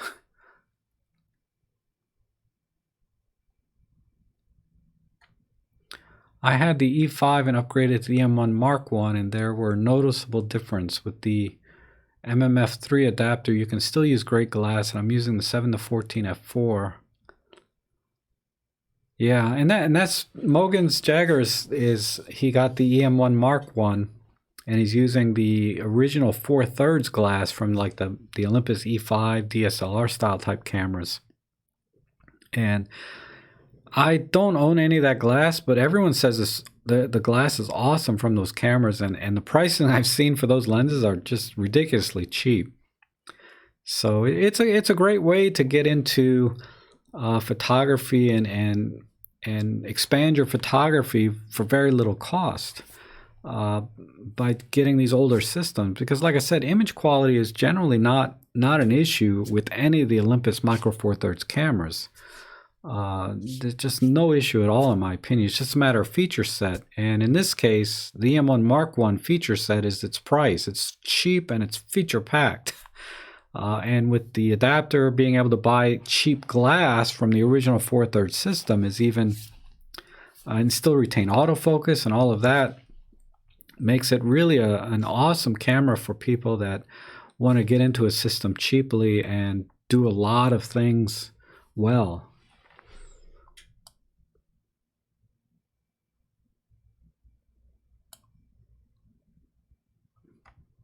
If you can afford it, more megapixels are the cat's meow. For landscape, Rob speaks hearsay. Heresy. Yeah.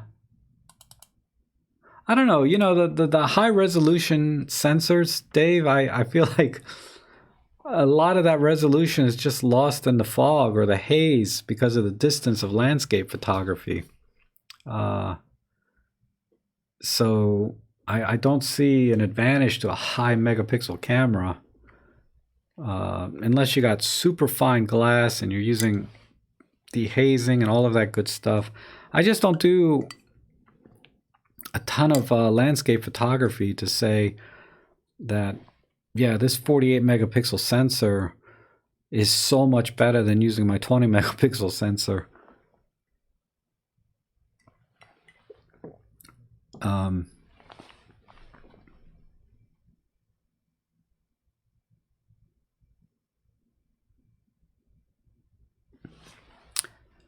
A larger, brighter OLED viewfinder would be appreciated in EM1 Mark III, but I expect that to come. Yeah, definitely a nice OLED display.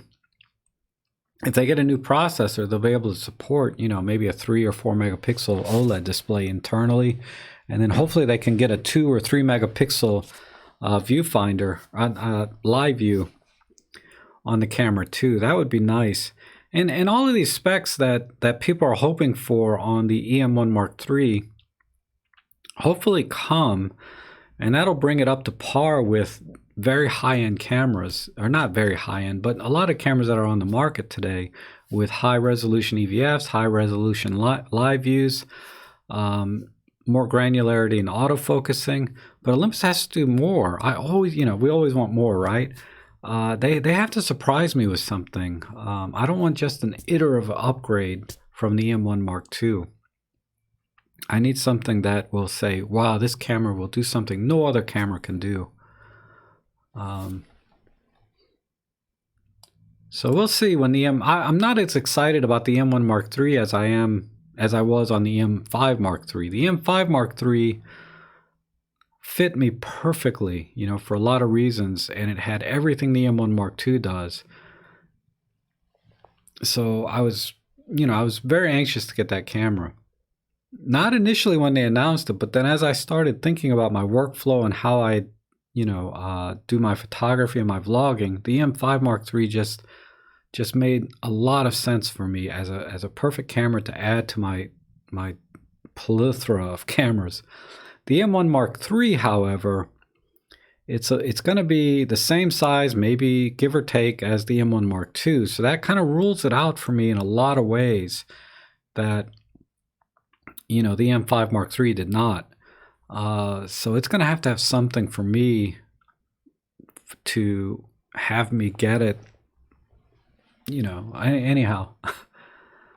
Let's see.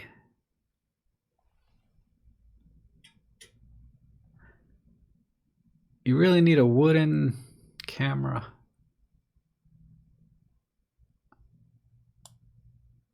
Rick is talking about a 20 by 16 glass plate camera. Oh my God. For landscapes, yeah. I'm thinking about getting a 120 film camera. I was looking at a Mamiya yesterday, actually. I don't think or maybe a 4x5, but then the film gets so expensive. At least 120 film, I can get it developed and buy the film relatively cheap compared to a 4x5, and God forbid, 20 by 16. But yeah, I'm sort of tossed between getting a 4x5 or a 120 film camera. Oh, thank you, Dave.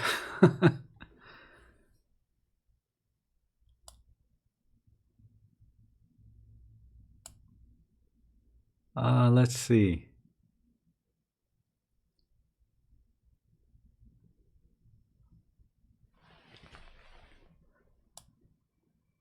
I should add a timestamp to this live thing because toggle timestamp. Let me see if that works. There we go. Man, I'm like 10 minutes behind you guys.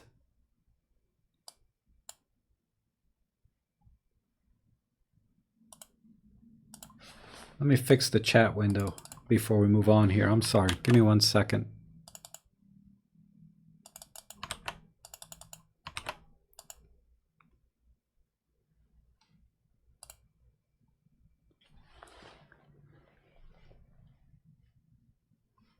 Hopefully that worked.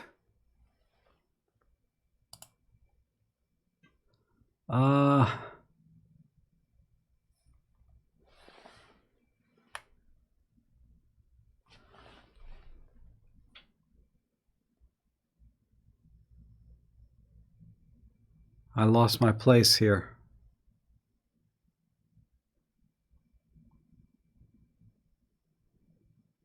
$11 a.m. Man, I'm sorry. Okay, I'm going to read fast. No problem with grips on the EP5. Pen F will get one for my E-M10 Mark III when one comes available. Provisioning, they must have an Orca Swiss plate. Yes, definitely. The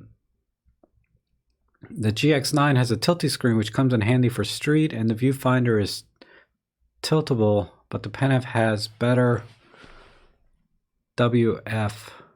I don't know what WF is, in my opinion. I think I got the best deal ever, my G9 for $5.99. Yeah, that's a killer deal, Joe. And that G9 is really nice. It's just too big for me. Like I said, the E-M10 Mark II is kind of at my limit of what I'd want to carry. And that G9 is even bigger than that. It's almost like the size of my D750 or Pentax.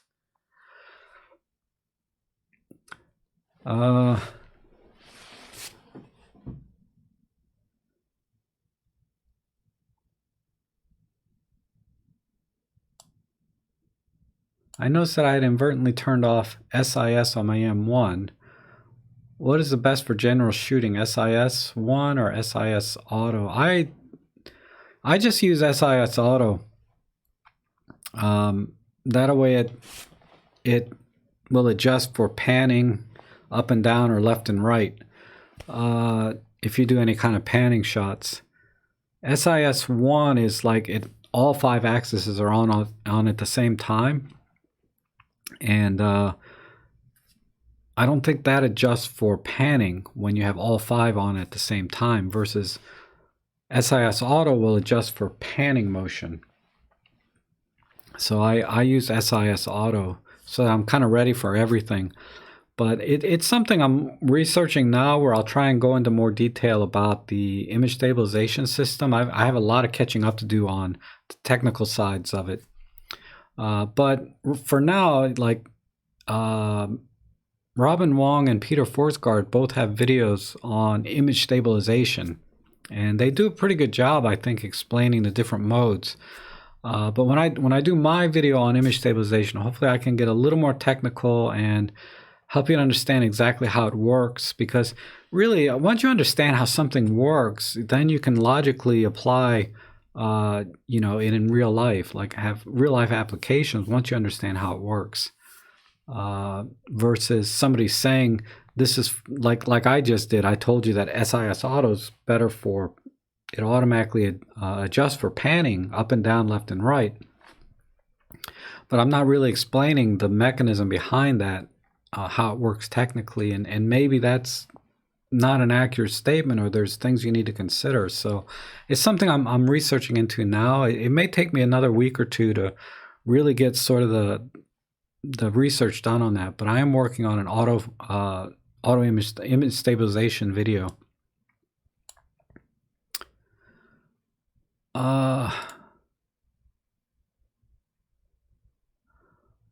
Lauren, Olympus Visionary is a commitment, so it may box you in. Only downside. Yeah, that's true. I don't think it boxes you in too much. Probably box you in within the Micro Four Thirds system. I don't know. I don't know what restrictions, if any, there are to being an Olympus Visionary.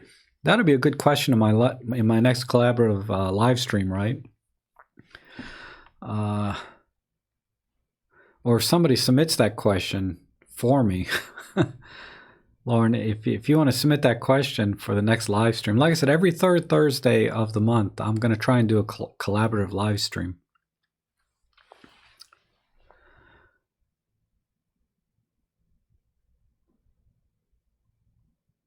I just picked up an old 4/3. Okay, yeah, lots of good feedback on the original 4/3 lenses from the DSLR style Olympus cameras.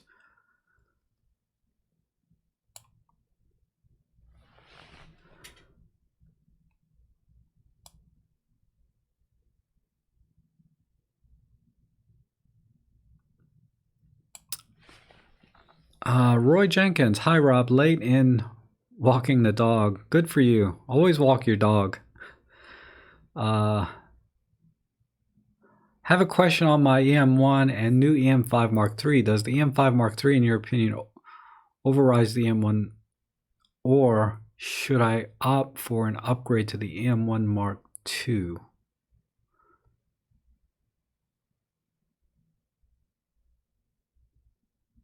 I'm not sure what you mean by overrides the EM1, but I don't think, if you're happy with the feel of the camera on the M5 Mark III, for general photography, there's no reason to upgrade to an EM1 Mark II. I have a video comparing the EM5 Mark III and the EM1 Mark II directly, and the key differences that I think you should consider when you're thinking about these two cameras. So I'd steer you to that video for a long answer between these two cameras, but short answer is I don't think you need to upgrade to an EM1 Mark II if you're happy with the feel of the EM1 Mark III or EM5 Mark III.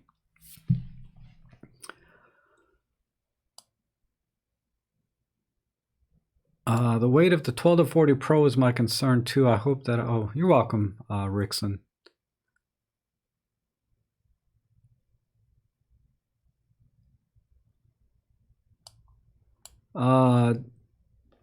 You were hoping to get a wider lens for star photos because you're struggling with the 19. Yeah, that's a little bit tight for astro, for wide shots anyway. I should just post stitching. Yeah, I think, yeah, astrophotography, it's a time-consuming process, you know, if you really get into it. So stitching photos together is only one step. It's not a big deal in the world of astrophotography. You know, for daylight photography, yeah, if you had to stitch every photo, that would be a pain in the butt. But for astrophotography, just stitching is not a big deal. That's a very small step in the overall scheme of astrophotography because it's such an involved process. So don't worry about it. I wouldn't buy like a $600 or $800 wide-angle lens just for astrophotography until you really get into it and you know what you're doing and you can appreciate the value of spending that kind of money. But if you were just to buy a wide-angle lens now, you're still facing 90% of the problems with astrophotography, you know, in terms of workflow and process. Stitching with a 19 millimeter is just one small thing.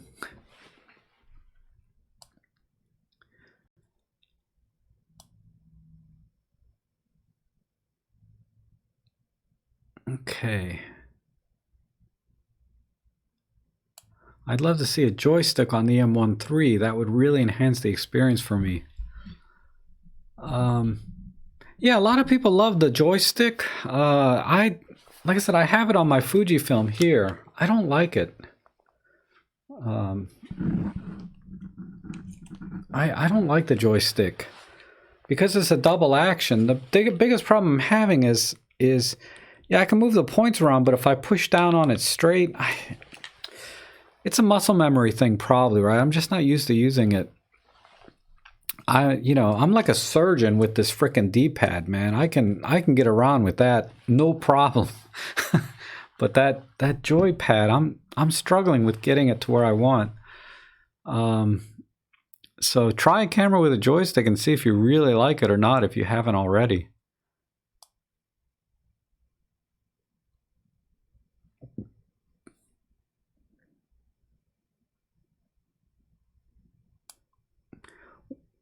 Which one is for you the best Micro Four Thirds focused on photography, and what lenses do you recommend?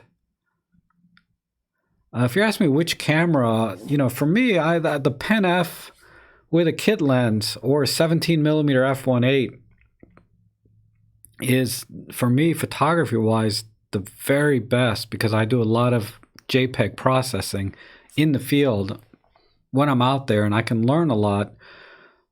Because I can make so many adjustments while I'm out in the field. Because it's very different, at least to me, to make those adjustments while you're out in the field when you can see it with your naked eye. Versus there's the other thought, right? You shoot in RAW, then you come back and process it on your computer. And then you start making adjustments and you learn that way, right? So that when you go back out again, you can make those adjustments. But I much prefer doing it in the field and making the adjustments in the field and shooting in JPEG, and that's how I learn. And that camera will do things I can't do on any other camera. And that's why I always say that camera kind of stands alone. Now, the only downside to that camera is it has that fully articulating screen versus, like a regular tilt like my E-M10. But that's a small price to pay because you can still angle it to anything you want. It's just a small price to pay, I think, for all the other features that I get. And I'm a little torn between like one lens, right? If it'd be the kit lens, the 14-42, or would it be the 17mm f1.8. I don't know if I could live with one lens. I need at least two. Rick is saying the 5x4 is more fun. I guess talking about film is more fun than a C120 or 120 film. It's tough, yeah. It's really pricey. I mean, I think a single sheet with development on a 4x5 or 5x4 is like $10. I don't know if I can swallow that. I mean, I guess ultimately I could learn to develop myself and save half that cost, but man, that's a lot of overhead for one picture. Do you know how Olympus handles pixel errors on the sensor? Not exactly. Every camera has dead pixels on it. I assume that's what you're referring to, like when you see a white dot on your images and then you run a pixel mapping where it'll turn off that pixel and replace it with something else or average something. I don't know how it does it exactly, but when you're talking about a single pixel or a few pixels and then you run the pixel mapping software and it eliminates that, I don't see how it's ever an issue in any kind of photography that anyone's ever mentioned. Oh,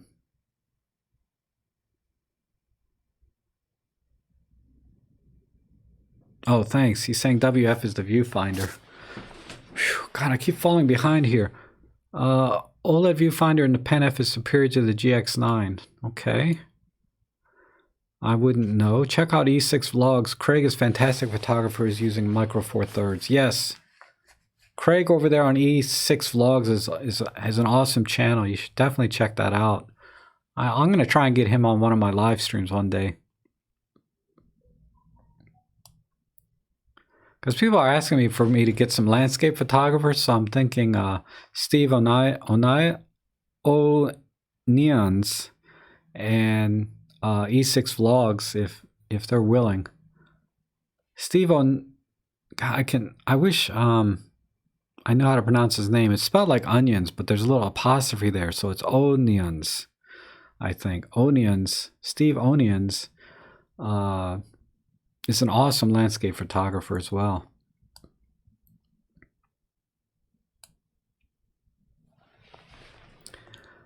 All right, outdoor photography using the 12-42.8. Should I go for the 40-150 yeah, if you don't have any budgeting issues, because that's not cheap lens, right? The 12-40 or the 40-150 Pro, and if you can get a 1.4 or 2.0 adapter with it, that lens is very versatile lens and it's tack sharp. Someone who uses that lens a lot is Larry Hokie on Instagram. All of his images that he takes are with that lens or the 300mm f4. And he does a lot of birding photography. And yeah, having a 40-150 f2.8 is on my short list. I think when in the springtime, I might get that lens. I don't own it now, but I do want it. But it's an excellent lens for birding and for wildlife in particular, being able to punch in. And having that versatility of being able to add like a 1.4 teleconverter, you don't really lose too much light with the 1.4, so you can still maintain a pretty fast shutter speed.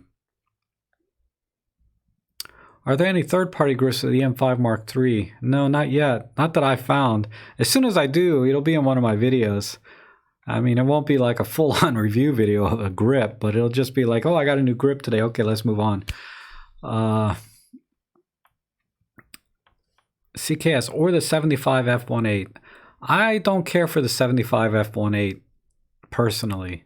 I think if you're a portrait photographer, you would strongly consider that lens, but I think as a outdoor photographer, the 75 is too short.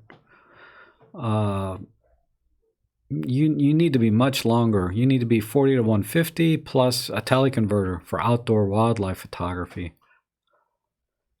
The only place that a 75 would be really good is like at a zoo where the animals aren't so far away. The 75 f1.8 would be awesome in a zoo, but not for everyday outdoor wildlife photography.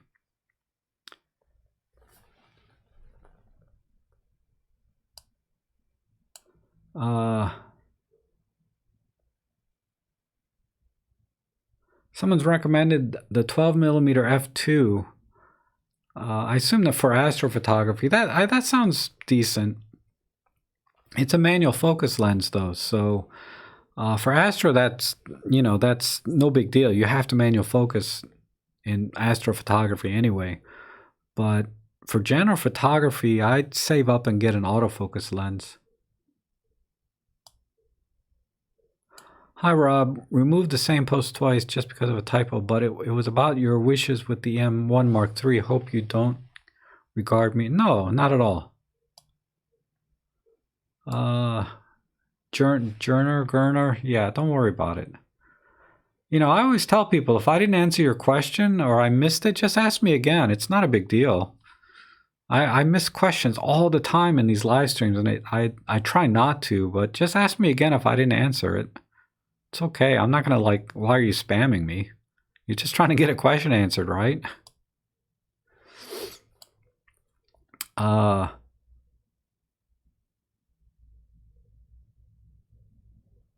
believe being a visionary limits your Olympus gear for the most part. Jamie McDonald just went from visionary to being Olympus educator and has now added, okay, Olympus educator. I don't know. I just want to take pictures, These titles and all of these things are kind of irrelevant unless it gives me some advantage that could help you guys take better pictures, Like I said, if I could get an Olympus sponsored event and have cameras there that people can try, that I think I would definitely be into something like that. But I don't need to have a title.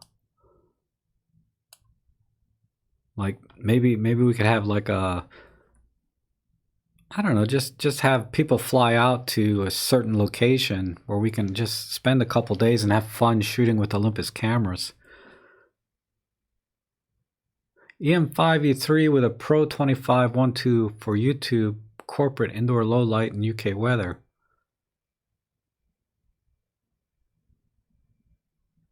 Wow, okay. Yeah, CKS prefers the D-pad. It's nice to see such an active, informed audience Rob has here touching. So many times I've gotten very useful. Oh, thanks, Dave. Yeah. Dave, honestly, I don't know how much of my audience is beginners versus very experienced, but very experienced photographers come into my chat rooms all the time. They have, years and years, decades of photography experience, and a lot of times with Olympus, specifically, they have a lot more experience and diverse experience than I do. I do the best I can to help you guys because I just have a little bit more knowledge than some that are just buying a camera. But yeah, I'm so grateful to everyone that comes in and participates and helps the viewers on the side, because a lot of times I scroll through about a dozen posts in the comments because other viewers have answered the questions much more competently than I can. So I really appreciate that. Like Rick Bear is one that I know that constantly, is very giving of his knowledge and experience, at least, today.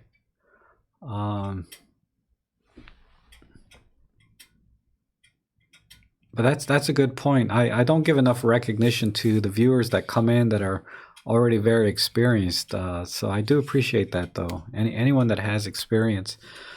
Because I can't do it all, right? I'm not an event photographer, so I can extrapolate on the experience that I have to what would work in other types of photography, and generally it's it's a good start, but it may be slightly off. Like, taking pictures of a white card or gray card before you start the event in different areas, it just wouldn't occur to me because I don't do that kind of photography, but it's a great idea. Things like that, things that only really experience can give you. It's not something you're going to find in a owner's manual of the camera, right? There's just no substitute for experience.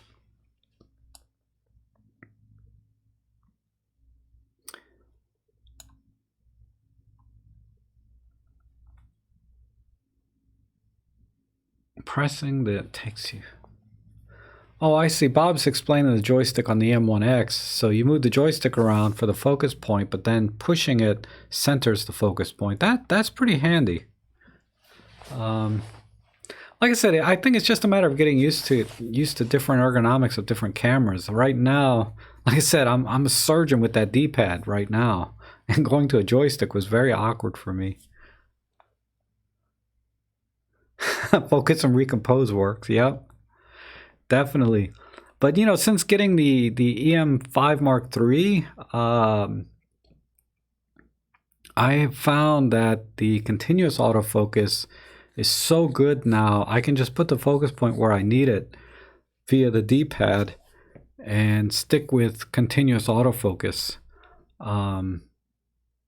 and not have to move the points around. Like I did a video on the settings that I use for the EM5 Mark III, where I showed you how I can jump from center to a different point, and I use continuous autofocus because continuous autofocus is so good now. But with the E-M10 Mark II, yeah, I did focus and recompose, and I still do with that camera because the continuous autofocus is not as reliable. Hey Rob, have you used DxO Photo Lab? I have not. I have not used it, and I can't make a recommendation really.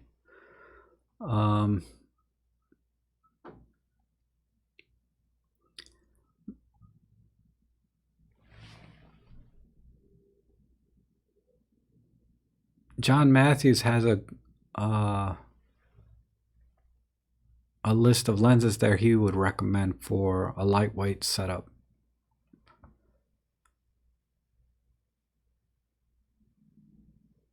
I like that Panasonic. So he's recommending the 8mm from SLR Magic, the 14 to 42 Easy Pancake, the Panasonic 35 to 100, f4 to 5.6. Really? I would think the 35 to 100 f2.8 would be a better choice. And the 45 f1.8. Yeah, I think the Panasonic f2.8 35 to 100. I'd only replace that one thing if everything else in there is awesome though. Rob, the whole point of large format is you really need to take time over each shot. The cost helps you take better pictures. Yeah, no question. Just the cost of regular 35mm film slowed me down enough that I wanted to take better pictures, because the investment there is still, about $1 a picture with development. And processing, I don't know if I want to deal with chemicals and developing. I have so much on my plate with just digital photography. Adding that film, maybe, I don't know. Like I said, I'm still researching the idea.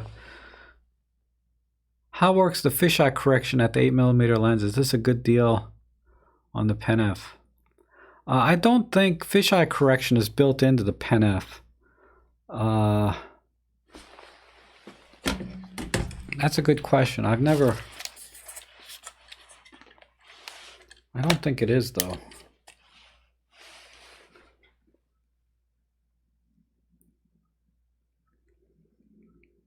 I can check for you though. Hold on.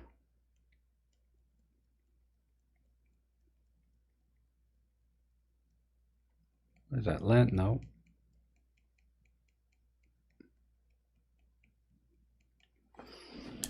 I don't think it is. Let me put the fisheye lens on. Because it's not showing up in the menu.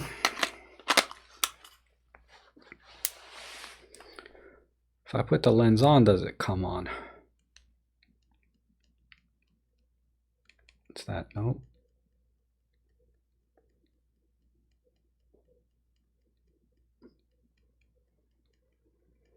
Yeah, the Pen F doesn't have fisheye correction.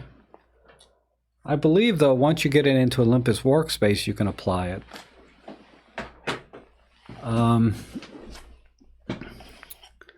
if it doesn't have that, Lightroom, you know, you can kind of do fisheye correction. I have a video on how to do fisheye correction in Lightroom. I think. But it's easily done in Lightroom as well. So...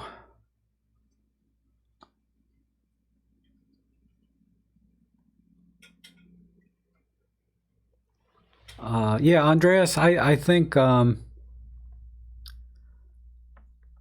the 8mm fisheye, if you can get it for about $700, it's an awesome lens. But if you want to spend about $100 or less than $200, there's a lot of good third-party options that are manual focus that you can try with the Pen F. That may be a better way to go and just see how much you really use the wide angle. And if you start using it a lot, then maybe start thinking about investing in a pro lens, because they're not cheap. I think brand new they're still like $900, $1,000, but you can get them on sale for less. I got mine for like $700, I think.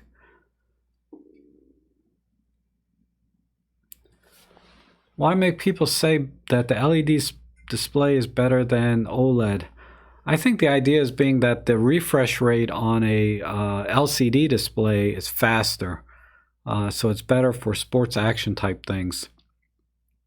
That's it. I'm not a sports action guy, so I can't speak to is it really a big deal or not. But that's kind of the that's what they say in the forums anyway, or in the marketing materials, that the 120 frame per second refresh rate, because I think the OLEDs that I've seen from Olympus now are limited to 60 frames per second, and they're usually operating slower than that, I believe. Too many of today's digital photographers just blast away, including bracketing, and just hope they can rescue the occasional decent picture in post-processing. $10 a picture is a good thing. Yeah. Well, you know, to be honest, it's not just $10 a picture, because I usually get 2 or 3 bad ones. So now I'm costing like $30 a picture. It's just not a small thing to get into, because when you start spending $100, $200 every time you go out with a 4x5 camera in film and processing, I mean, maybe you don't. Maybe you only take 2 or 3 pictures when you go out with a camera like that. You know, I start thinking, man, what lens could I be buying, or for my Micro Four Thirds? But it's definitely piqued it's definitely on my list of things to do in photography, is to shoot with 4x5 and 120. Probably never shoot an 8x10, but let's see.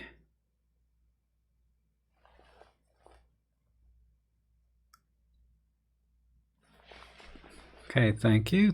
Olympus does offer a free try before you buy in the UK.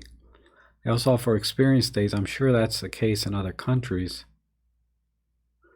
I'll ask Rick. I've never heard of any consumer-orientated events from Olympus here. It's never been announced, or I'm not looking in the right places for it. But I can call Olympus. They're just, I have some contact there that I can ask. I've never heard of any. They just have the launch events.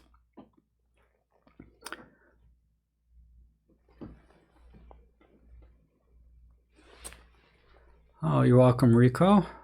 Rob, if you'd like to do an event with Olympus gear, check with any local camera stores that sell Olympus for the name of... oh, thanks, Bob. I am in contact with... I do have a contact at Olympus. I just haven't touched base with them since before the holidays, like in November, like early November timeframe. I haven't corresponded with them. I should touch base more often though. And it's, let's see, best chat window out there, Rob. Thank you. As organizer of Wisconsin Mirrorless Meetup Group, I've contacted our local Olympus rep and she's offered to bring loaner gear to any event. Oh, okay. That's cool. I'll look into that. Like I said, when the weather gets a little warmer, I might be more interested. Right now, it's just too freaking cold. I mean, yeah, it's just, it's too cold right now. Oh, heck, I'm caught up on the comments. This is awesome. Let's see. You really wouldn't want in-camera fisheye correction, else it'd take away the fisheye effect. As Rob says, you have the option to do the fisheye correction in Olympus post software. Yeah. What do I think of the 75-300 Mark II? You have to have good light. I'm struggling with it in the wintertime. In the summertime, I have excellent light. Like if you look at my Flickr page, I have some great images that I've taken with that camera of birds in flight. But all winter, I've tried a few times when I thought the light looked good. I mean, it's a bright sunny day, but I'm still at like ISO 1600, and I can't figure that out. I can't wrap my brain around that for some reason. But you need to be in very good light, and you'll get excellent results with that lens for the money. I mean, for $400, you're getting all $400 worth, if not more, from that lens. And I've gotten excellent images. Let me show you.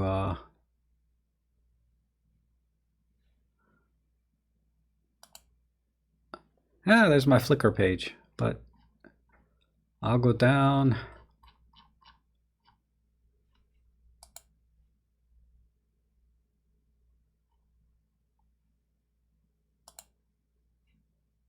Hopefully I don't lose audio. Oh, Flickr's running slow today. It's getting hard for me to.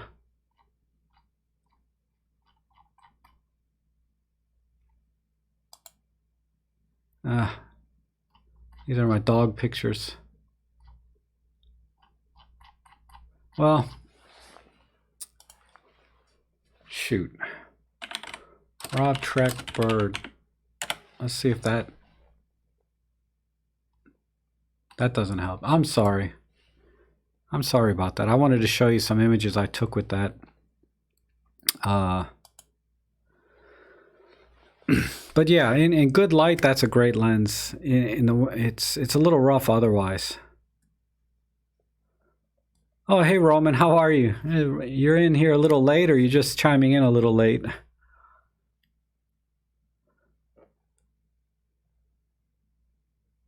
They show horn photo as Olympus dealer went to the site, no Olympus.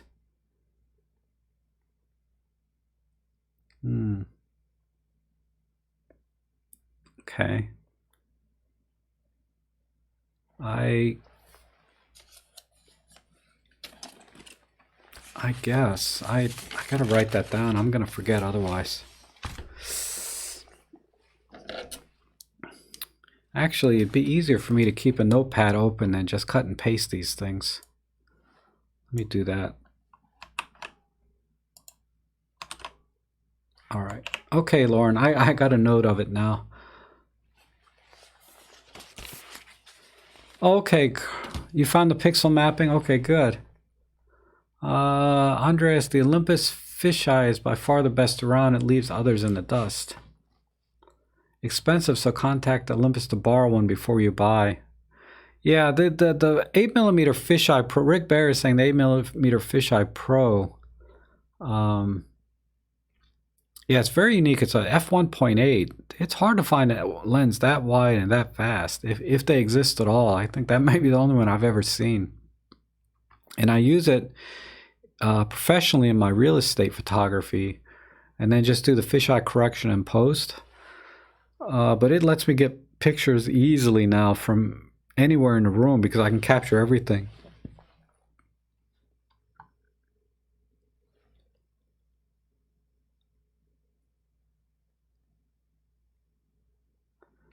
Amir's asking, his EM5 Mark III died, and he's asking, should he buy an EM1 Mark II or just wait for the EM1 Mark III?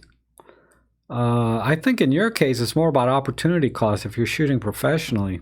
If your EM5 Mark II is dead, you may not be able to afford to wait to get another camera, right?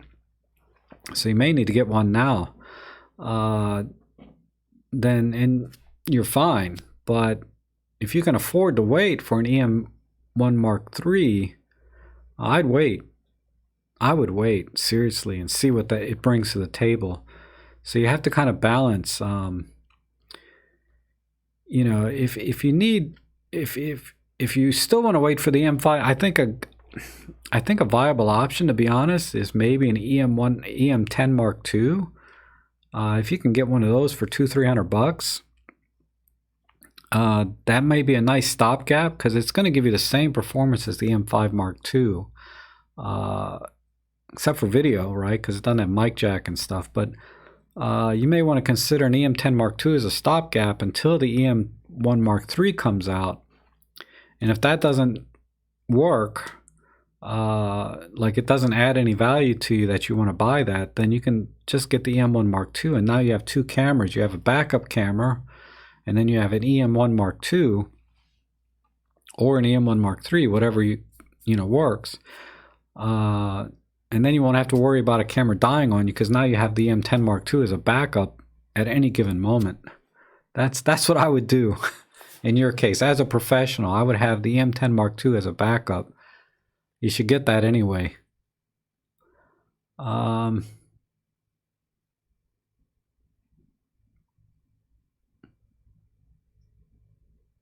Oh, thanks, Roman. My Pentax photos.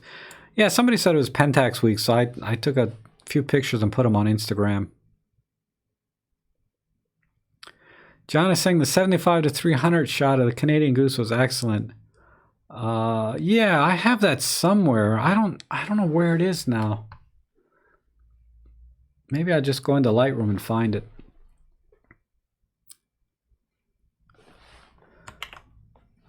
And while that's coming up, I can answer this other question.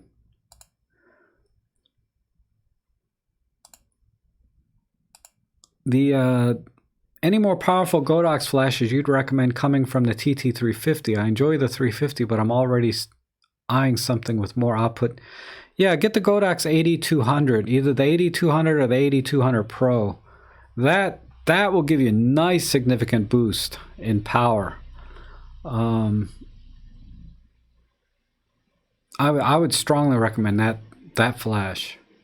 There's something in between a 600, TT600 or 660 that has a radio trigger and TTL and everything. There's something in between that's about half the cost, because an 8200 is about a $300 flash, but it's worth every penny. So I would just step up to that rather than get something in between. But that's me. Otherwise, any of the Godox TT600 series, as long as it has the TTL and radio trigger in it, and I think they all, not all of them have TTL, but they all have radio triggers. If you don't use TTL, then just get the one without TTL. Just get the one with the radio trigger. That's like $100 or something, or 150. But yeah, I would step up to an 8200.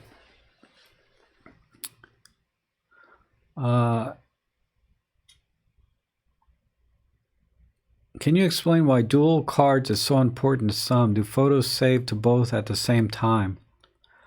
Yeah, the dual card setup is mainly for peace of mind, right? Because you can, at least on the M1 Mark II, you can set it to save the images to both cards at the same time, so that if a card fails, like wedding photography. God forbid your card fails and you lose all the images from that person's wedding. It would, I assume you have a contract that protects you from that if that happens, but at the same time, you failed, right? And you'd feel so bad. I would be devastated, even if it wasn't my wedding. As a photographer, I'd be devastated if I lost somebody's special day, right?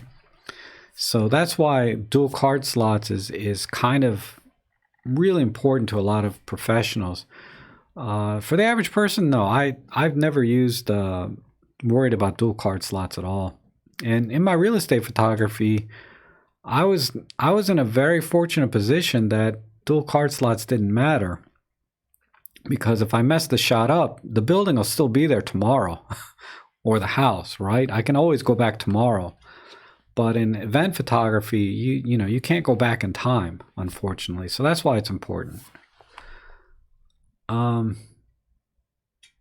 Rico's saying giving them a look now also picked up the X1T. Good. Yeah, the X1T works with the 8200. That's what I use.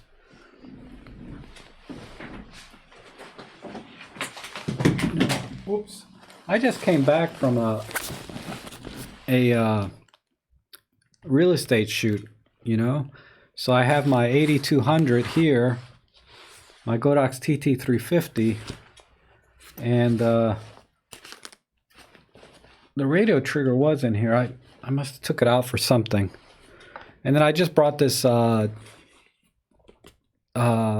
is a young Nuo flash as a backup, just in case my 8200 failed. I have a backup. It'd be nice to have two 8200s, but I didn't want to spend $600. And I have this young Nuo flash, which is pretty powerful and has a very good optical trigger on it that I can get by with. That's exactly how I personally shoot my professional jobs. And you can see that the 8200 is not that big, right?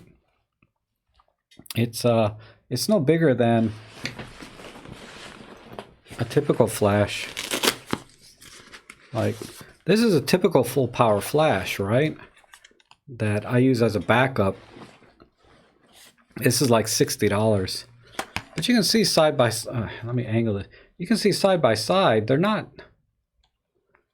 not that big a deal in terms of size. Just to give you some perspective if you're looking at this. I mean, this is $60, It's just a manual optical trigger flash. And I just bring it as a backup, because I drop things all the time, and if I ever drop a flash, it'll break instantly. Because I've dropped flashes before. They're not as durable as a camera, let me tell you. But yeah, so anyway, Rico, that's what I would recommend. Is even though it may look a lot bigger online, it's hard to have a feel. So I just showed you that it's a little bigger, but it's not so much bigger that you need to worry about it.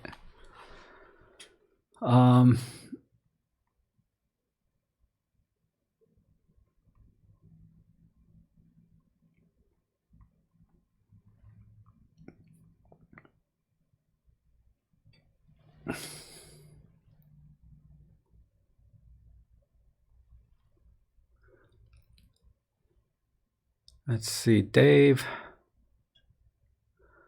On the dual card slot, Adidas is saying a pro guy puts pictures on one card and video on the other.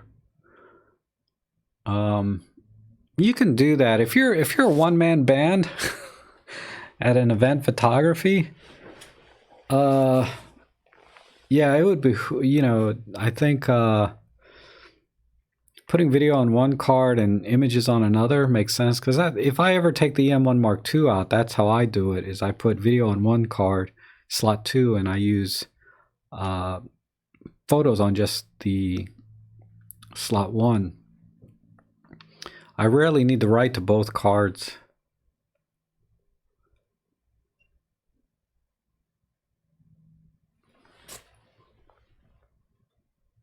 Rob, do you have some tutorials for flash photography? I have no idea about. I do. Check my playlist on flash photography. You can start with some of the Godox ones, and then I have some very old ones that I did with the E-M10 Mark II, which are okay, or the Pen F. They're okay. I mean, it was very early on in my YouTube experience, so they're slow, and I'm not as articulate as I am now. Not that I'm much better now, but back then it's painful to watch my old videos. But you can try. You can check those out. But I really need to do. I have a lot of videos on flash photography, like for flower photography, macro photography, and they're my usual style where I just go out and use the stuff. I don't. Some of the tutorials though are very detailed and step by step, while others are just me in the field using the flash, particularly like the flower photography and macro photography stuff. I don't go into a lot of detail. I just use the settings. So if you're pretty familiar with flash photography, those are good videos to watch. If you need to get from the ground up, you can watch some of the tutorials for ground up, but I really need to redo them. Because when I watch them, I think about areas that somebody might miss a step or not understand why I went from one step to the next. So they're not perfect tutorials by any means, but I think they'll get you started anyway. Okay, John, we'll catch you on Thursdays. I think you said that was a better time for you. Yeah, because I know it's really late for you when I come in on Sunday. I appreciate you coming on Sundays, but just wait till Thursdays. All right. What time is it? Man, it's almost 12 o'clock, so we're at 2.5 hours. That's a short one for me if I end it now. But I know this E-M10 Mark III. I'm good till 12:30. I can go at least 3 hours on this battery on a live stream on the E-M10 Mark. I'm sorry, did I say Mark III? E-M10 Mark II. I can go solid 3 hours. It's great. But any other questions? Oh, I was going to look for that bird photo, right? Let me see. I think I took it in 2017. And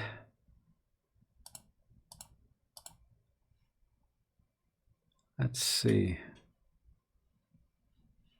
Let me close these.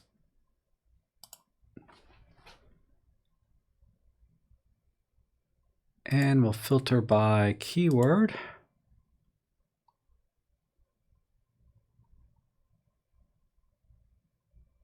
I don't have a keyword for birds. Are you serious? How about just Alexandria?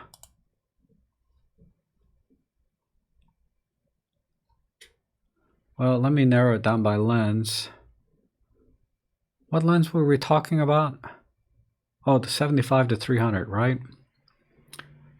So that would be this one. Here's a nice bird picture. With the 75 to 300. And if we look at the EXIF data, let's see what I'm at here. How come there's no EXIF data? Oh, this is because I screwed up my backups. Oh, but it's popping up at the bottom here. Yeah, this is ISO 800 1/1000th of a second. How about this one? Little woodpecker. This is not, it's not sharpening up because that's just a preview image. I got this little, oh crap. Let me see if I can find one.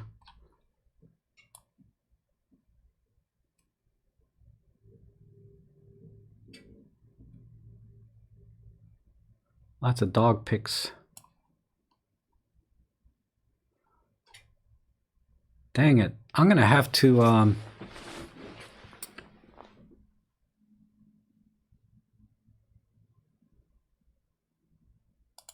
2016? Oh, here they are. Here's one. Sorry, is everybody still here?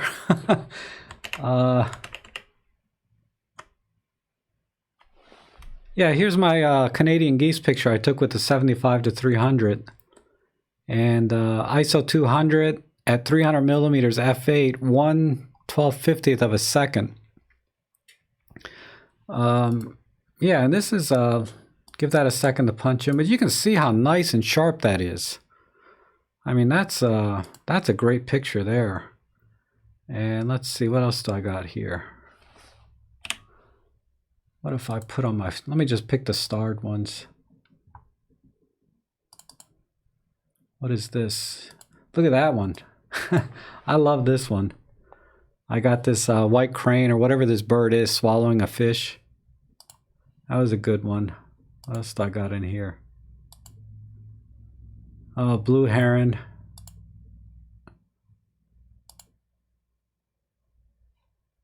Let's see how that did. This is at a pretty high ISO, I think. ISO 3200. But you can see when you start getting the higher ISOs, because this lens is so slow, I'm at 1/320th of a second. I'm struggling a bit with this lens. I'm just not getting the detail that I want. Not like I did on, let's look at like this one. Here's another one flying. Here's at ISO 200.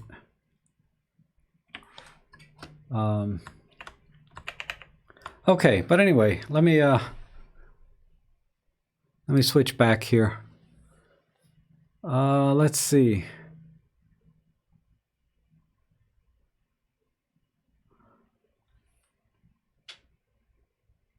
I have the E-M10 Mark III, or yeah, Mark III. Sorry, I have my glasses, so some of the letters blur together. Tim is asking, should I upgrade from the E-M10 Mark III to the E-M5 Mark III? Like I said, it really depends on if you want to go into sports action photography and birds in flight, like fast moving type wildlife, it's definitely worth the upgrade. If you need much better low light photography, I mean significantly better low light photography, it's worth the upgrade. But for general photography, just, you know, no, you don't need to upgrade to that camera, not from an E-M10 Mark III. You're not going to get significantly better image quality or significantly better ISO performance. Not $1,200 worth, in my opinion. It's only in those specific areas that the E-M5 Mark III is going to give you much better experience in continuous autofocus, tracking, sports action, and low light autofocus. Oh, John is saying the goose shot was put. Yeah, I did post it in my forum. I forgot about that. I do have a forum now that I'm trying to grow a little bit. Let's see, but I showed everybody, I think, in Lightroom. Rob, does the camera dies quicker if you take lots of video? After I don't know how many shots, the shutter will die, but how many videos I'm recording, I have no idea. I don't know if a sensor itself really dies, because I'm using this 13-year-old Pentax and it still takes marvelous images. I think you know, a good person to ask, Roman, is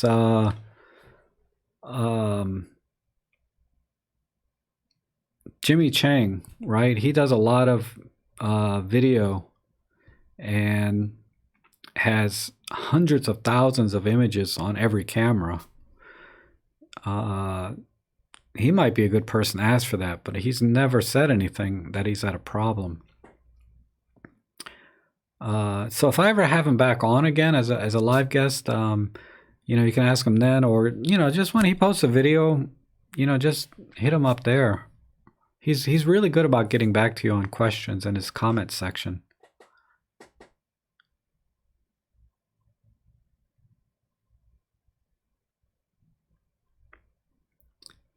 Oh yeah, Cheap Charlie is saying that the video on the E-M5 Mark III is a big deal. is a big difference. Yeah, mainly because of the continuous autofocus. It's definitely better, and the 4K video is a little better too. For video. So if you want to get into video, having the mic jack and higher quality 4K video and the continuous autofocusing in video is definitely superior as well on the E-M5 Mark III. So there's some very specific things about the E-M5 Mark III that make it a better camera, but only if you need it, right?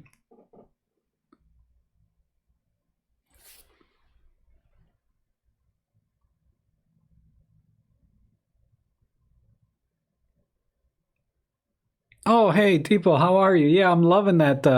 Deepo Familia sold me the Pentax lens for this camera.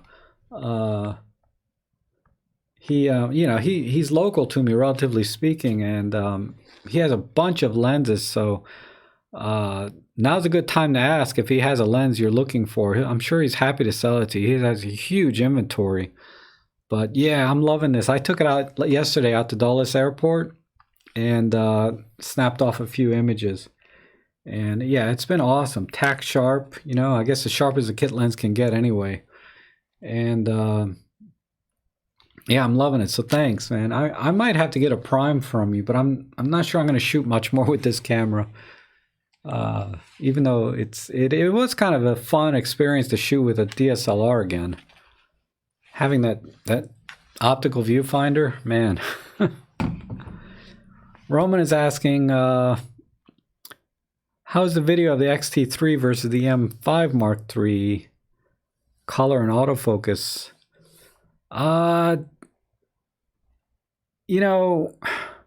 If it's on a tripod, the X-T3 I think will probably do a little better.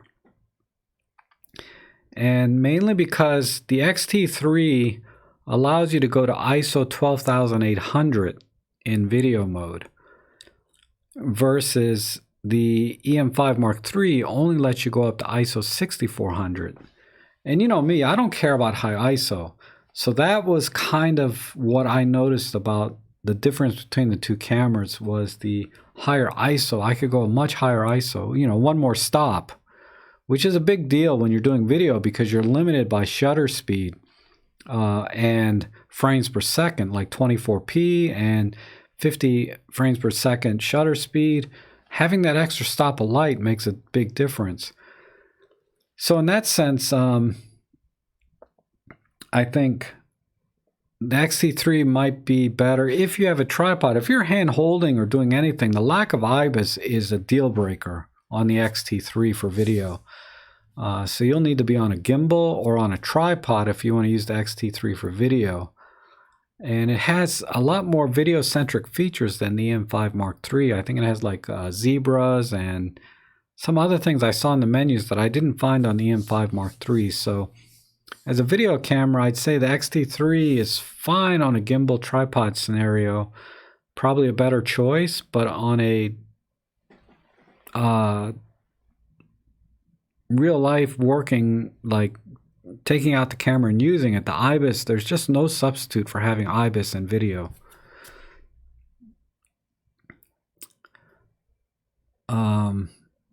The color and autofocus are fine. There's not much difference between the two in autofocus and color. I didn't notice anything significantly different. If you like the look of the film simulations, there's that, but it's easily duplicated in post-processing. So if you really get heavy in the video, there's nothing the E-M5 Mark III can't do that the X-T3 does, with the exception of that ISO limit. That's kind of a big deal for me, but the IBIS is much bigger deal. Depot Familiar says, I can vouch for the IBIS on the E-M5 Mark III. My son took a 1.5 second exposure in a dark hotel room with virtually no motion blur. Yeah, definitely the IBIS in the E-M5 Mark III is excellent. I've handheld 6-second shots. 4 to 6 seconds, pretty regular without any problem in sharpness. Granted, that's full on, tucking your elbows and, leaning on a wall, doing everything, but that's virtually unheard of on any of my other cameras. I could never do that.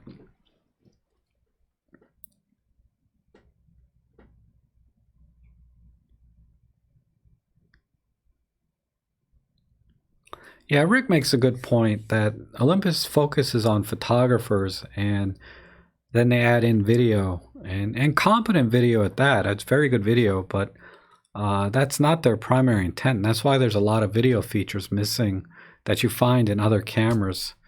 But I think a new processor like the E-M10 Mark III's promise to come out will probably resolve a lot of those issues, because those are just software issues.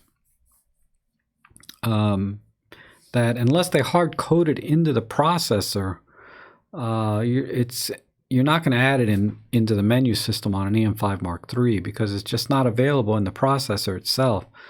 And it's not to say that they couldn't add things in software through a firmware update like zebras and some other things, but that's going to affect the performance of the camera to a point that the image quality might suffer as a result. So they have to get a new processor that has more video-centric features and processing to add the other software layers over into the menu.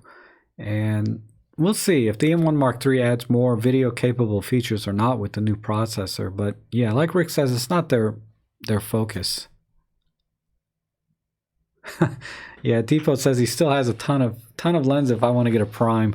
I'm thinking about it. I'll see. I still got to finish if I'm going to go back to using vintage cameras, and that's as far as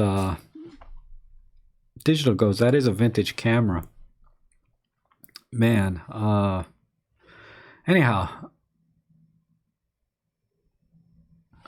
I don't need high-tech video. I have to do private videos for me, and I don't want my Pen F to die because of too many videos. Maybe get a G70. I don't know what a G70 is. I assume it's a Panasonic. Yeah, the Panasonics are nice for video.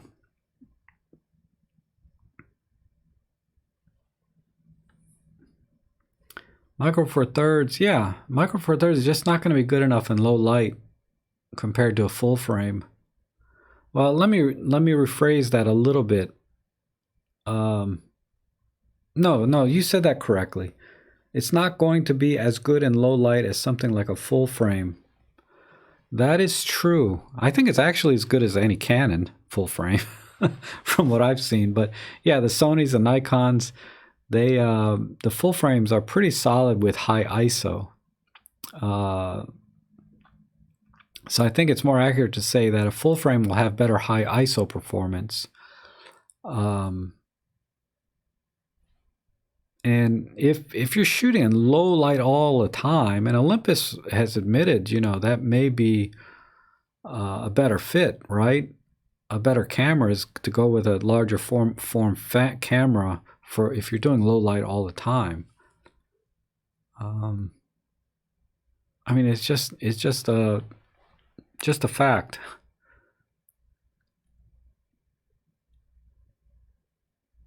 Bob Finley's asking on the E-M10 Mark II, can you set any point for spot exposure? Yes, you can set the focus point, and you can link the focus point to the spot metering.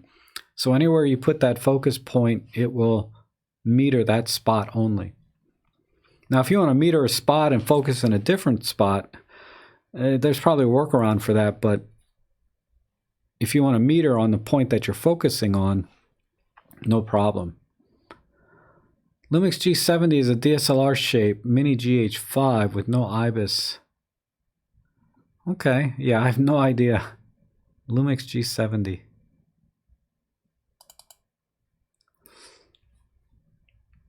Yeah, if it's a Micro Four Thirds system, why not?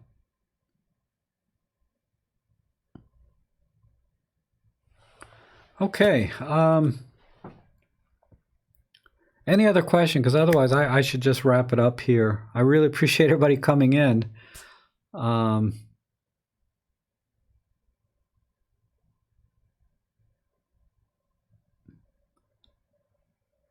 Yeah, Roman, I don't, yeah, that the video mode doesn't use, as Rick is saying, video mode doesn't use the mechanical shutter at all. It leaves the shutter open. And I don't think that the sensor itself wears out, at least not within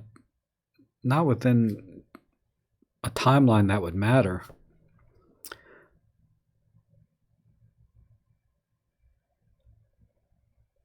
But if you want to use a separate camera and save the wear and tear on your Pen F for $250, why not? Hi Rob, can you also focus and meter at the same position? No, you cannot. The E-M10 Mark II spot meter is center only. It doesn't move with, so you'd have to use auto exposure lock. So you spot meter, auto exposure lock, and then go over and refocus. That's the only way you could do that on an E-M10 Mark II. So that's, you know, so it's a workflow issue. A lot of, you know, that's how people used to do it all the time. But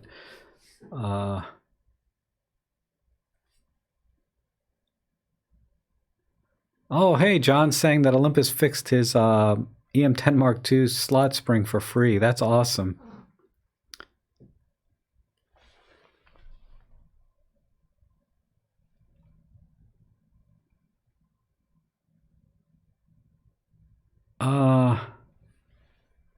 John is asking if the firmware for the E-M1 Mark II, firmware 3, helped with the high ISO performance.